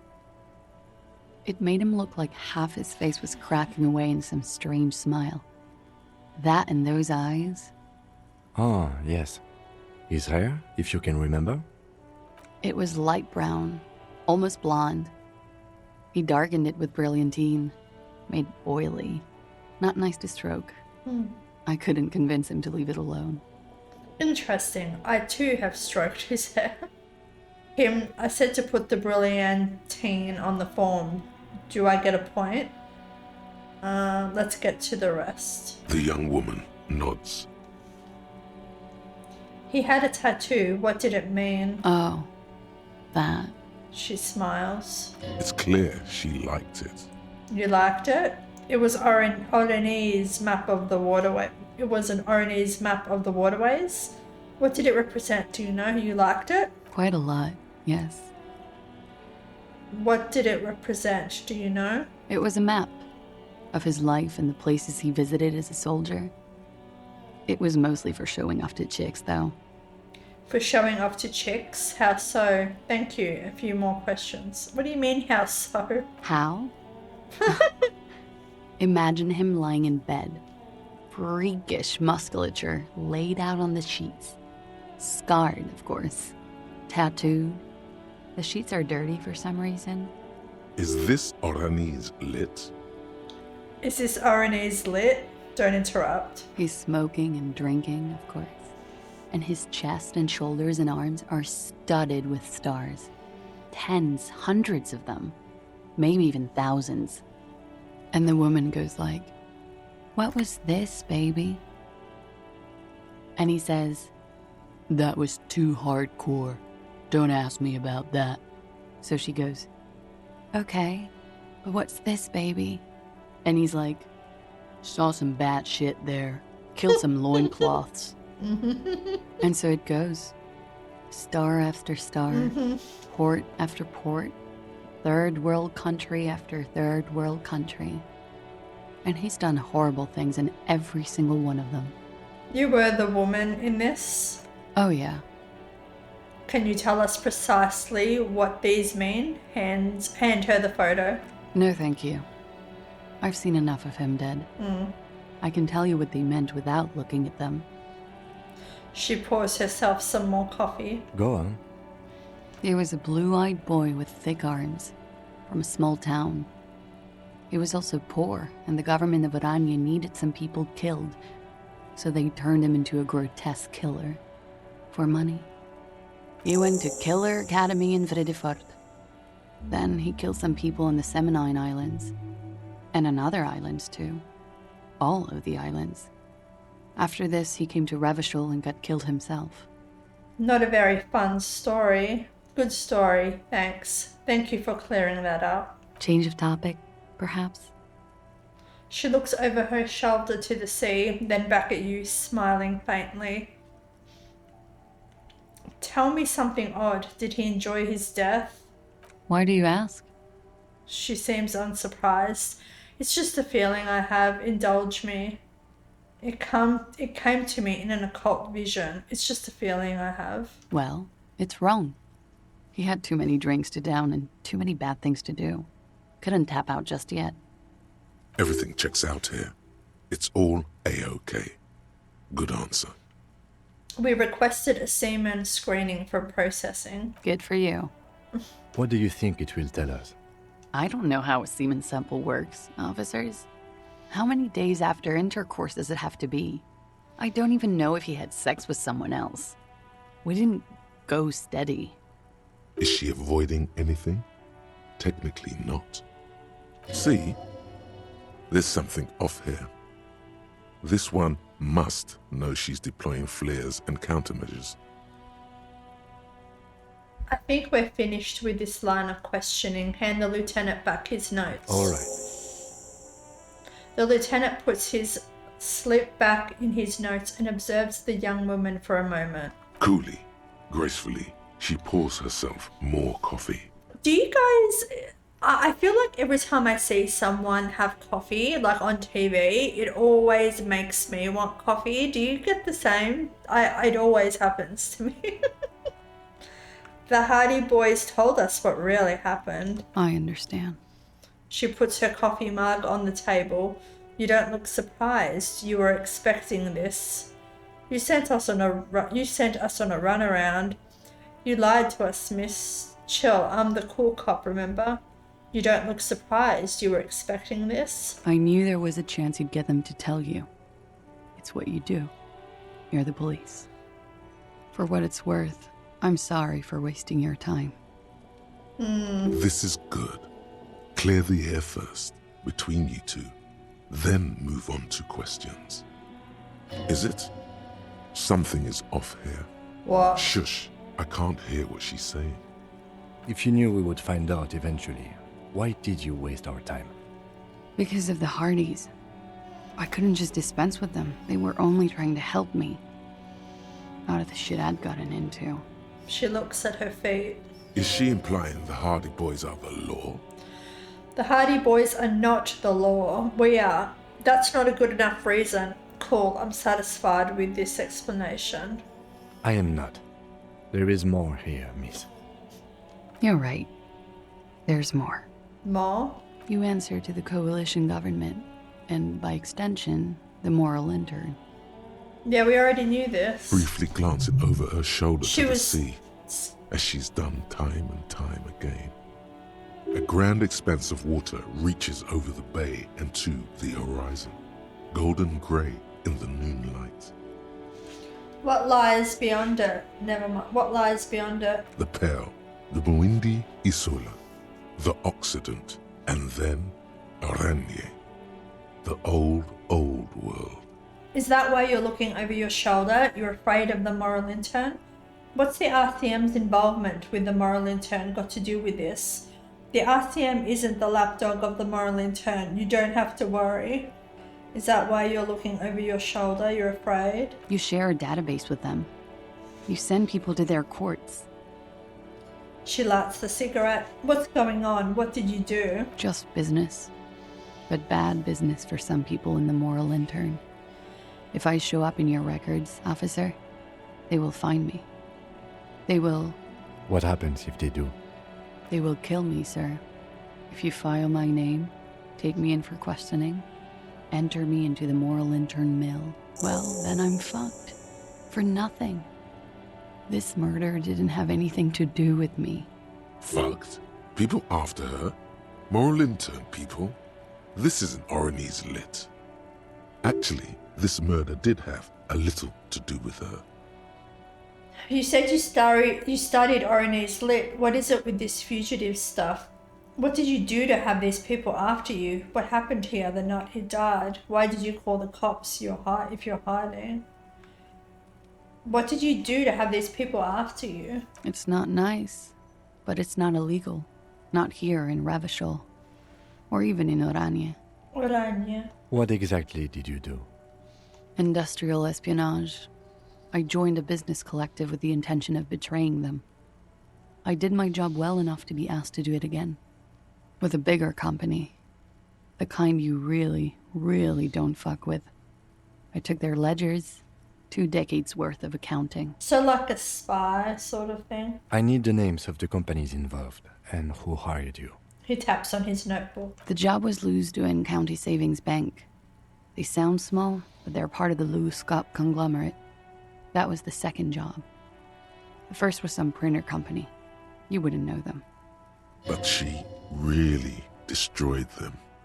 She still feels it. As to who hired me for the job, I don't know. But they're after me too. Along with Lou-Scop and their friends in the MI. Once you're done in the competitive intelligence circuit, you don't have allies. You're radioactive. Lowe's cap. These people engineer financial disasters in second world countries. The conglomerate also includes the Bank of Consecration, Airberg, and the popular Papalolo line of dairy products. Papalolo? I'm sure there are some people who have done much worse than that. Serves them right. When I'm king, this savings bank will be first against the wall. You're right, this is bad. You've destroyed what people have built. That's a lot of shit you've gotten yourself into. Papa Lolo! Yeah. Papa fucking Lolo wants to kill me. She smiles. I'm sure there are people who have done much worse than you. Sure. I'm not a war criminal, but it was bad. People lost their jobs. Good people too, not just C-suite. She shakes her head at the thought. A lot of people got hurt. But that's just more of my shit you shouldn't have to deal with. You're solving a murder. That can wait. Look into her eyes. There's more. What did you do? One of them killed themselves because of me. She says it quickly, like she said it 100 times to herself to get used to the idea. Out of guilt. That's bad. How do you live with yourself? That's not easy to deal with. Let's get back to what happened here, okay? That's not easy to deal with. How do you deal with anything? It's all just... How do you do it? She looks at you with pleading eyes. I'm a cop. What I do is right. I'm not remembering a single goddamn thing. I don't either. I don't either. There you have it. The way of the warrior. She already almost devoured the cigarette she just lit and looks at it sadly. You said you studied Martinaise lit. What is with this fugitive stuff? I did. I also had a side job selling insurance that I was really good at. Got picked up by a bank. Competitive intelligence, they called it. After that, I sort of, transitioned out of the whole culture scene. What happened here the night he died? We were there. Together. In bed, I mean. She points to the window. The silhouette of the bed is visible. Tell me exactly what happened. Okay. He was in a kneeling position. He had just entered me. I was on my back, looking at him. I heard the window behind me shatter, and I turned to look. There was a hole in the glass. I turned back to him.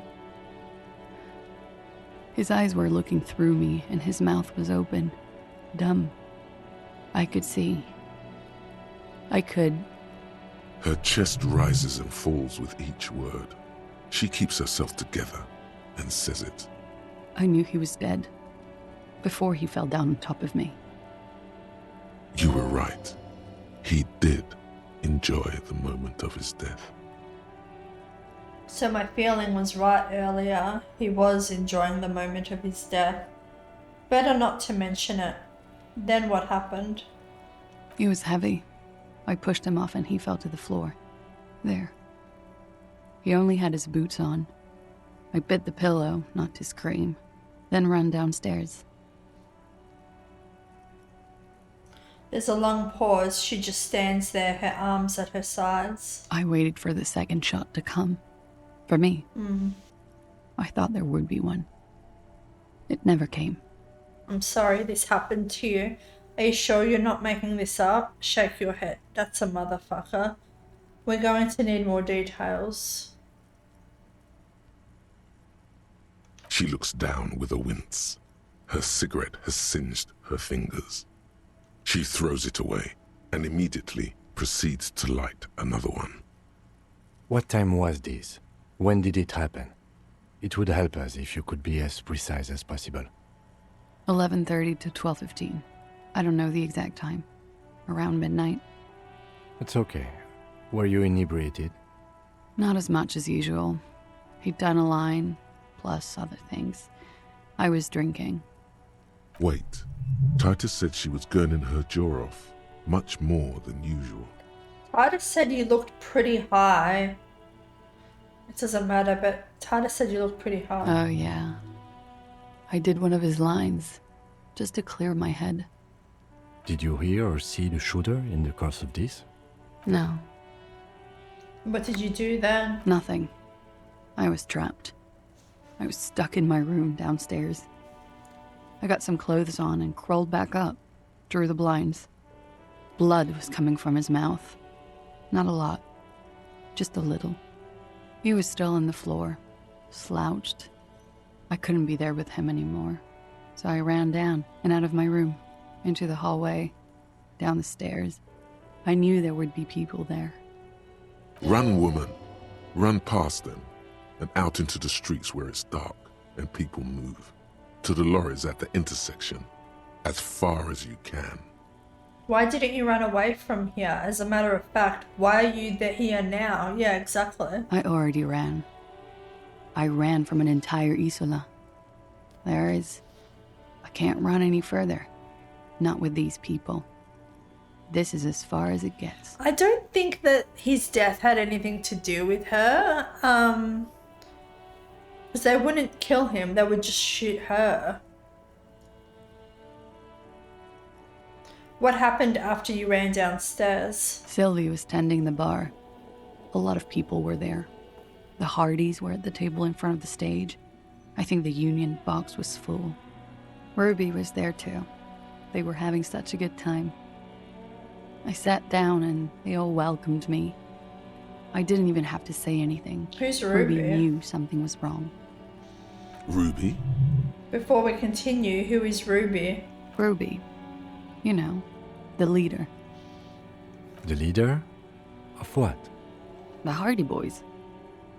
She says, as if it's self-evident. I thought Hardy was the leader of the Hardy Boys. Well, nominally, yes. Ruby's the one they go to when things happen, like things they need taken care of. She's the organizer. This Ruby, in her phrasing, is entrusted with great power. She trusts her. So do the others. Would you say she is the 8th Hardy Boy? He looks at you. Why not? Does she also party with Ruby, however?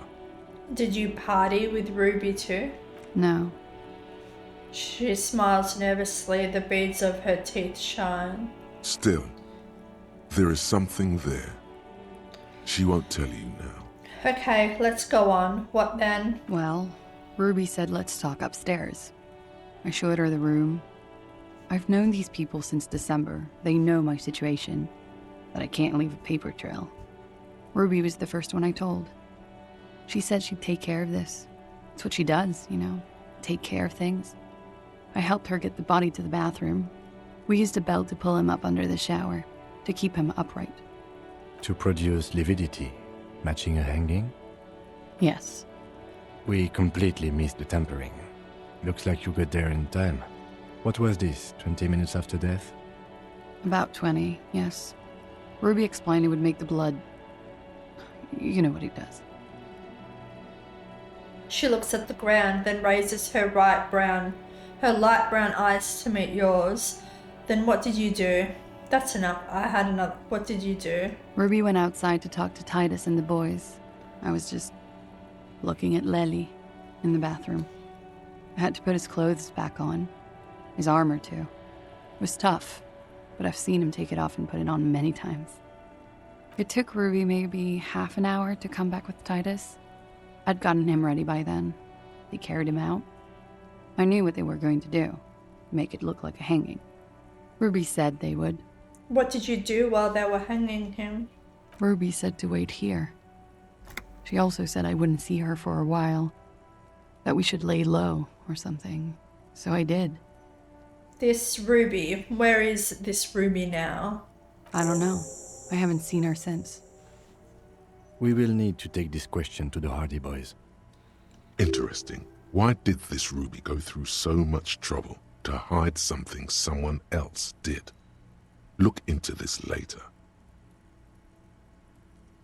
When it happened, did you hear a gunshot? When he was shot? I may have. I don't know. I couldn't hear anything over the glass exploding.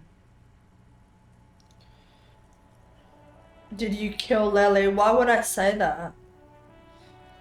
Could the people after you have killed him? That's the first thing that went through my head when I heard the glass break. And? I thought they'd found me. They've killed him to punish me. All last week, I've tried not to talk to anyone or be seen with anyone. She looks at her cigarette. So they wouldn't be hurt. I've come to understand, however, this is paranoia. What happened didn't have anything to do with me. Yeah. But maybe it did. It probably didn't. Or I don't know anything anymore. All I do is wait here. She looks at the table. We can't go after Loose Cap. Not yet. There are other, saner leads. I don't ask you to, Lieutenant. If there's one thing I know, it's that you'll get nothing from there. If they want to kill me, they'll kill me. If they want to toy with me, they will. She's come to this conclusion weeks ago.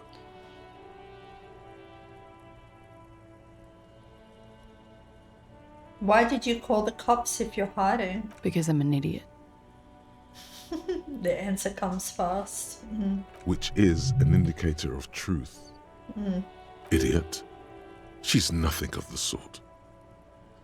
So you would have us believe, but you're not.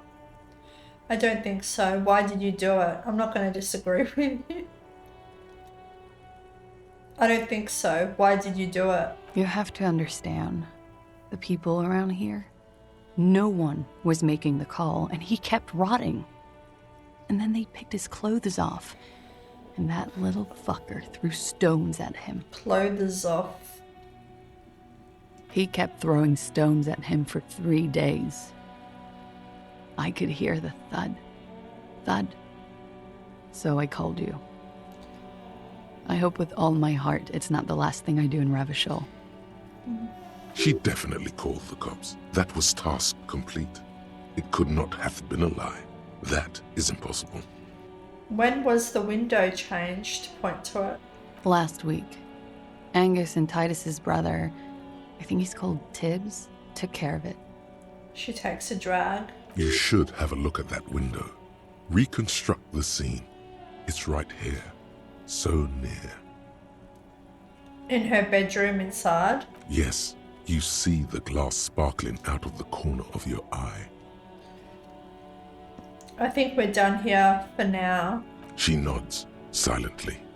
She doesn't even smoke. Just picks up the cold coffee and holds it in her hands.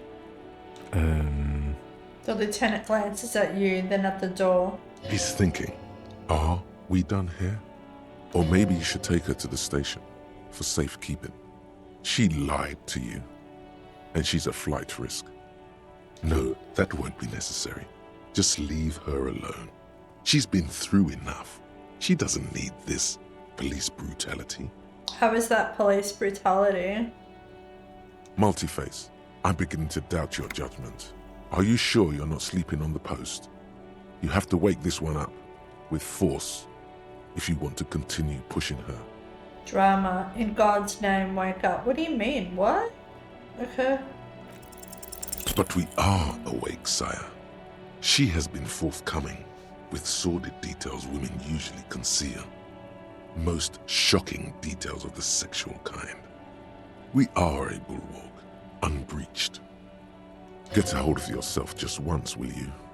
Try to look past the sexually lax morals and do some police work. So you say, but give us one example of deceit. Just one example. What was that about the semen sample? She didn't like that topic. Just a proposition. Could the lurid explicitness conceal something less sensational but more illegal? I got nothing, you're right. Okay, just a proposition. Who is this personhood picking these seditious options? Can't you see the detective grows weary of your malcontent? Stop staring at her eyes and say something pertinent to the case. This is making you look like an amateur. It looks like this one's not waking up. You'll have to do it without pushing her further. At least for now. Okay. Let's return to this later. Wait, stop. That man, bloated beyond all recognition, was 42? It's what she said, yes. Below the damage, the weeks of decomposition, all the swollen indignity of mortality. He was 42 years old. Where is this going? How old are you? That's where this is going. 45,000 liters of raw alcohol has left its disfigurements. What lies beneath, you wonder? You could ask either one of them. Kim, how old do you think I am? Turn around. Miss, how old do you think I am? I got this. My age. I think I'm... Miss, how old do you think I am? Huh. How old do I think you are? She leans in closer. She's buying time to formulate the best answer. I don't know. Or maybe she's thinking. 1, 2. I don't know what I'm supposed to say. How old is a newborn cop who doesn't remember he's a cop? I think I'm circa 55. I think I'm circa 45. I think I'm circa 35, 45. You're not. He's squinting at you. Kim, you thought that he was 50-something. How am I supposed to take you seriously? You can't read age. Sure he is. You know, age is just a number. Yes, but for him that number is higher than 45. Wait. This requires scientific measurements. Bring it on. I'm not afraid of the truth. I don't want to think about this. I'm not afraid of the truth. To the laboratorium. Thought gain date of birth generator. Okay. Alright, so let's consult what we need. Alright, we've done rhetoric for Titus. We need empathy. Maybe the empathy we already have is enough for SL. I would assume it would be. We need rhetoric for the container door, which we don't know if we have enough. We'll go there first. Hand-eye coordination for the bullet. Electrochemistry for the mirror. And volition for class. Ooh. Ooh. Let's look at the flower. 6 crumbling petals rest on your palm. They're white. A bell-shaped crown. What is this, Kim? This is the Insulindian lily, called Mabel's or Lucille's tears during the Revolution. Girls used to pin these on soldiers before sending them off to battle. This flower is a spring flower, but it's a bit early for that, isn't it? Who pinned them? Which side? Does this flower blossom in early spring? Is it a coincidence it being on the roof? Very well. Does this flower blossom in early spring? Yes, but not these early. Not to my knowledge. Well, it was a dried dried, flower. preserved. Yeah. Is it a coincidence it being on the roof? Maybe. Maybe not. We'll see. He makes a note in his little notebook.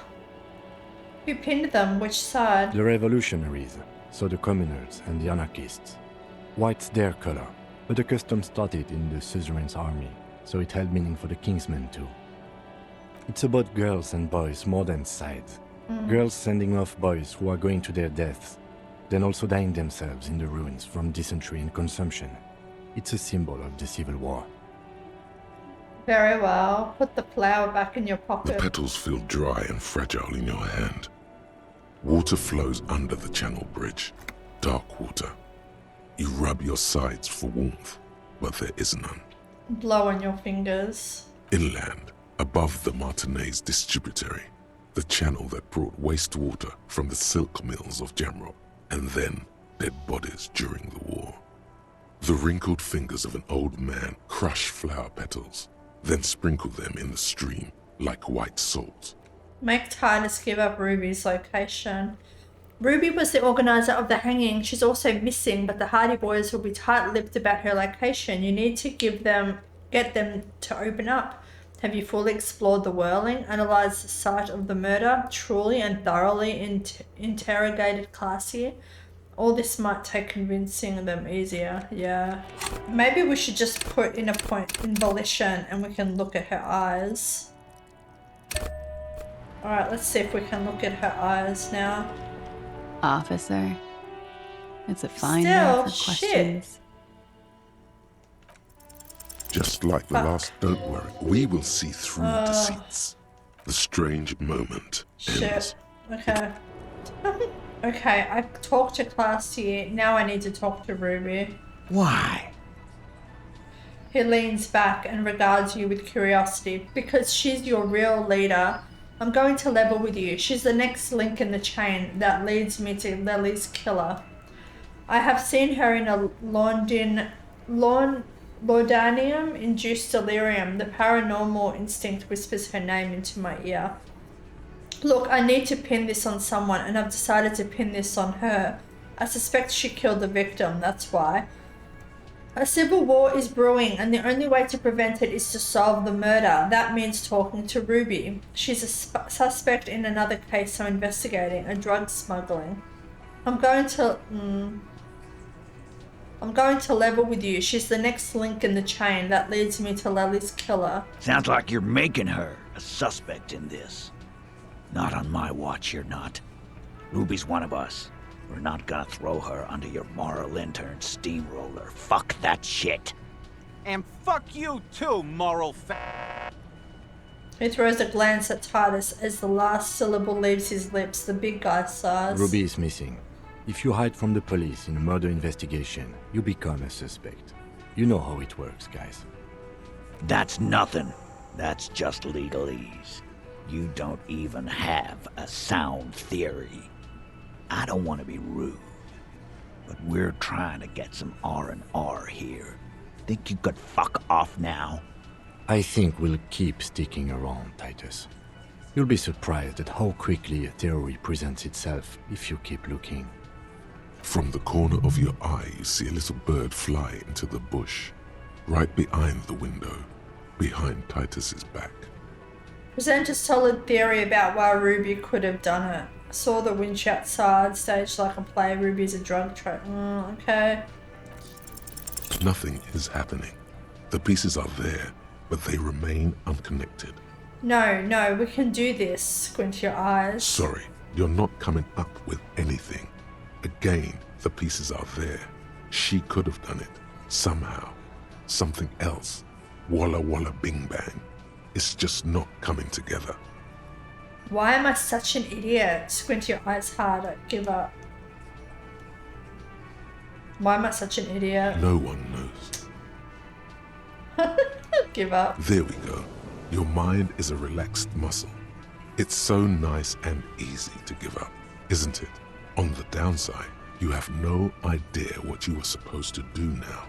I could have debriefed you. Blissful idiot. Say something. You stood there for too long. Alright, so we need logic for Titus. Titus doesn't believe Ruby shot the hanged man. Present in theory. Okay, present a theory. Okay. Alright, let's go talk to... I can't remember her name. The working class woman. A weathered brown door. The number reads 20. The lieutenant motions to you to go ahead and knock. This is the door. You already know it's the right door. This is going to be so hard. Hold on, Kim. We should discuss this before we move on. What should we expect? You're right. Let's talk this through. He looks at the apartment door and lowers his voice a bit. We have our first preliminary identification. In all likelihood, the deceased is the husband of Billy Méjean. We need to confirm this, as well as deliver the death notification to Billy herself. Now, delivering a death notification is never an easy task. There's a reason why it's often called the most stressful part of our job. This is why it's usually done in pairs. You got this. I'll be monitoring reactions, ready to act if necessary. Do you have any advice on how to tell her his... What if I don't want to do this? Kim, I don't want to do this. Let's turn around, try to bail out. Alright, I think I'm ready. Do you have any advice on how to tell her he's... Dead? Just don't say that you know how they feel. You don't. Okay. Good advice. Alright, I think I'm ready. The lieutenant motions towards the door. Knock. Hello? Who is it? A voice calls out from the other side of the door. Look at the lieutenant first. Is this Billy Méjean's home? This is the police. Please open the door. The police? A moment, please give us a moment. You hear shuffling inside. There's fear in her voice. Come in, the door is open.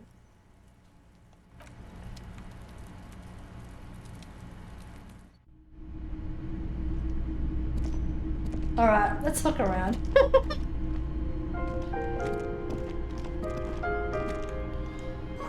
A textbook for high school mathematics, trigonometry mostly. The clock is ticking away with an odd cheerfulness. Its ticking makes you anxious, rings hollow in the room. Posters of contemporary pop stars adorn the walls. Oh, the music. It's different. Some leftovers keep warm on a stovetop. God, the music in this game is so good.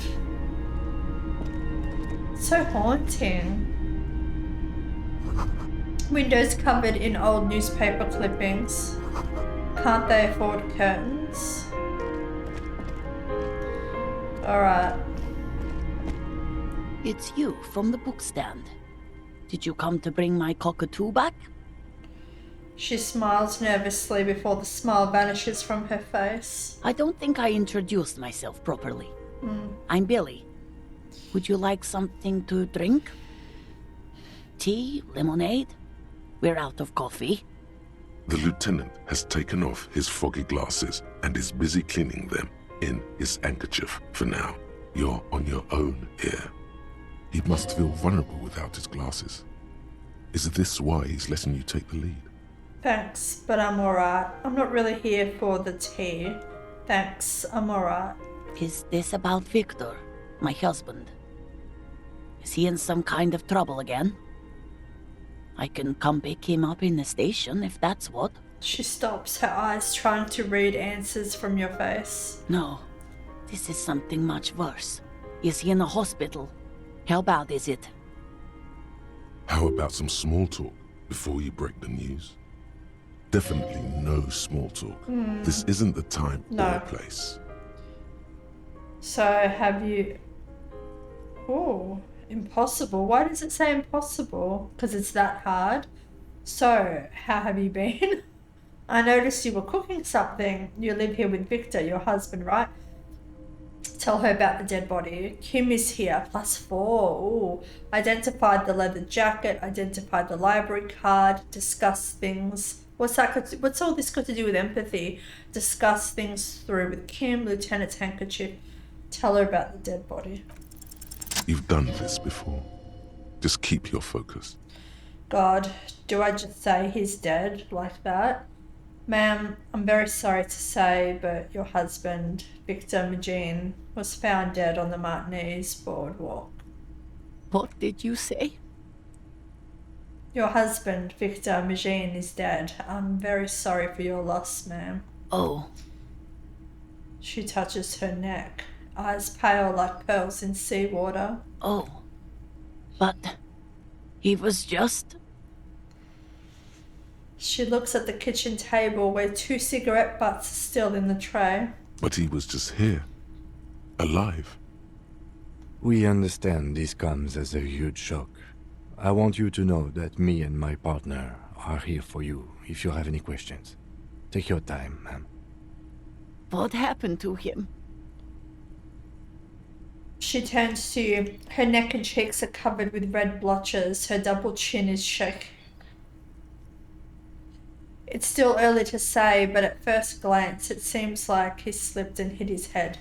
It was an accident. He fell through the hole in the boardwalk and hit his head. Was he drunk? Alcohol may have played a role, yes. We don't know yet, but we'll let you know when the results arrive, yes. Do we know that for certain? Alcohol may have played a role, yes. I see. And you just found him there, lying in the cold. How long had he been there?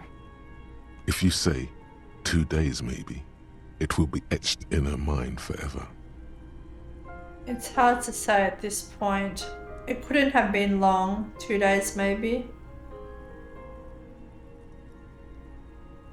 It's hard to say at this point. She blinks, eyes welling up with tears, as her hand starts searching for something from the pockets of her dress. Here. The lieutenant takes out his handkerchief and offers it to the woman. She nods and slowly wipes away her tears. Is there anyone we could call for you? A friend, a family member, someone who could be there here for you? No. I just need to tell my girls. The air gets sucked out of her lungs suddenly. Unreal. God. Should I call them? Should I tell them to come home? No. No. A day. Yeah. Yes, they should know. Do you want us to call them and ask them here? No, take a day to recover. You'll be better prepared when they come home tomorrow. Good. That's probably the right thing. Thank you. She nods, but with a wretched expression. Just tell me, what do I need to do next? Where is he? Can I see him? We've taken him to the city morgue. The local coroner will be contacting you shortly to arrange the funeral. Here's his number in case you want to contact him earlier. He hands her a leaflet with the morgue's contact information. A very good call. Is there anything else that the RCM could do for you? No, I'll call you if something comes up. I'm still... She rubs her face, runs her fingers over cheeks that have become numb. Thank you. Thank you for telling me. I'll call if... She runs out of breath. Again, I'm very sorry, ma'am. We should step outside and talk. He looks back at you, his voice lowered. Set the library card by her, leave the room.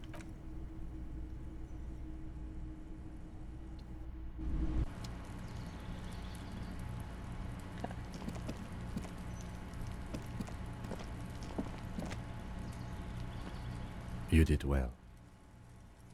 The lieutenant says as soon as you've left the apartment, the balcony feels cool and quiet with a stunning view over the district. What now? I could have done more. Great, the case is closed then. What now? I'll call the station when we're finished with the day and let them know the name of the deceased. That's it? What about Billy and her kids? That's it? That's it. We should get back to our case now that our duty here is done. What about Billy and her kids? They'll manage. They have to. Yeah. It's not your place to live their lives. Right, this is closed then. Let's go.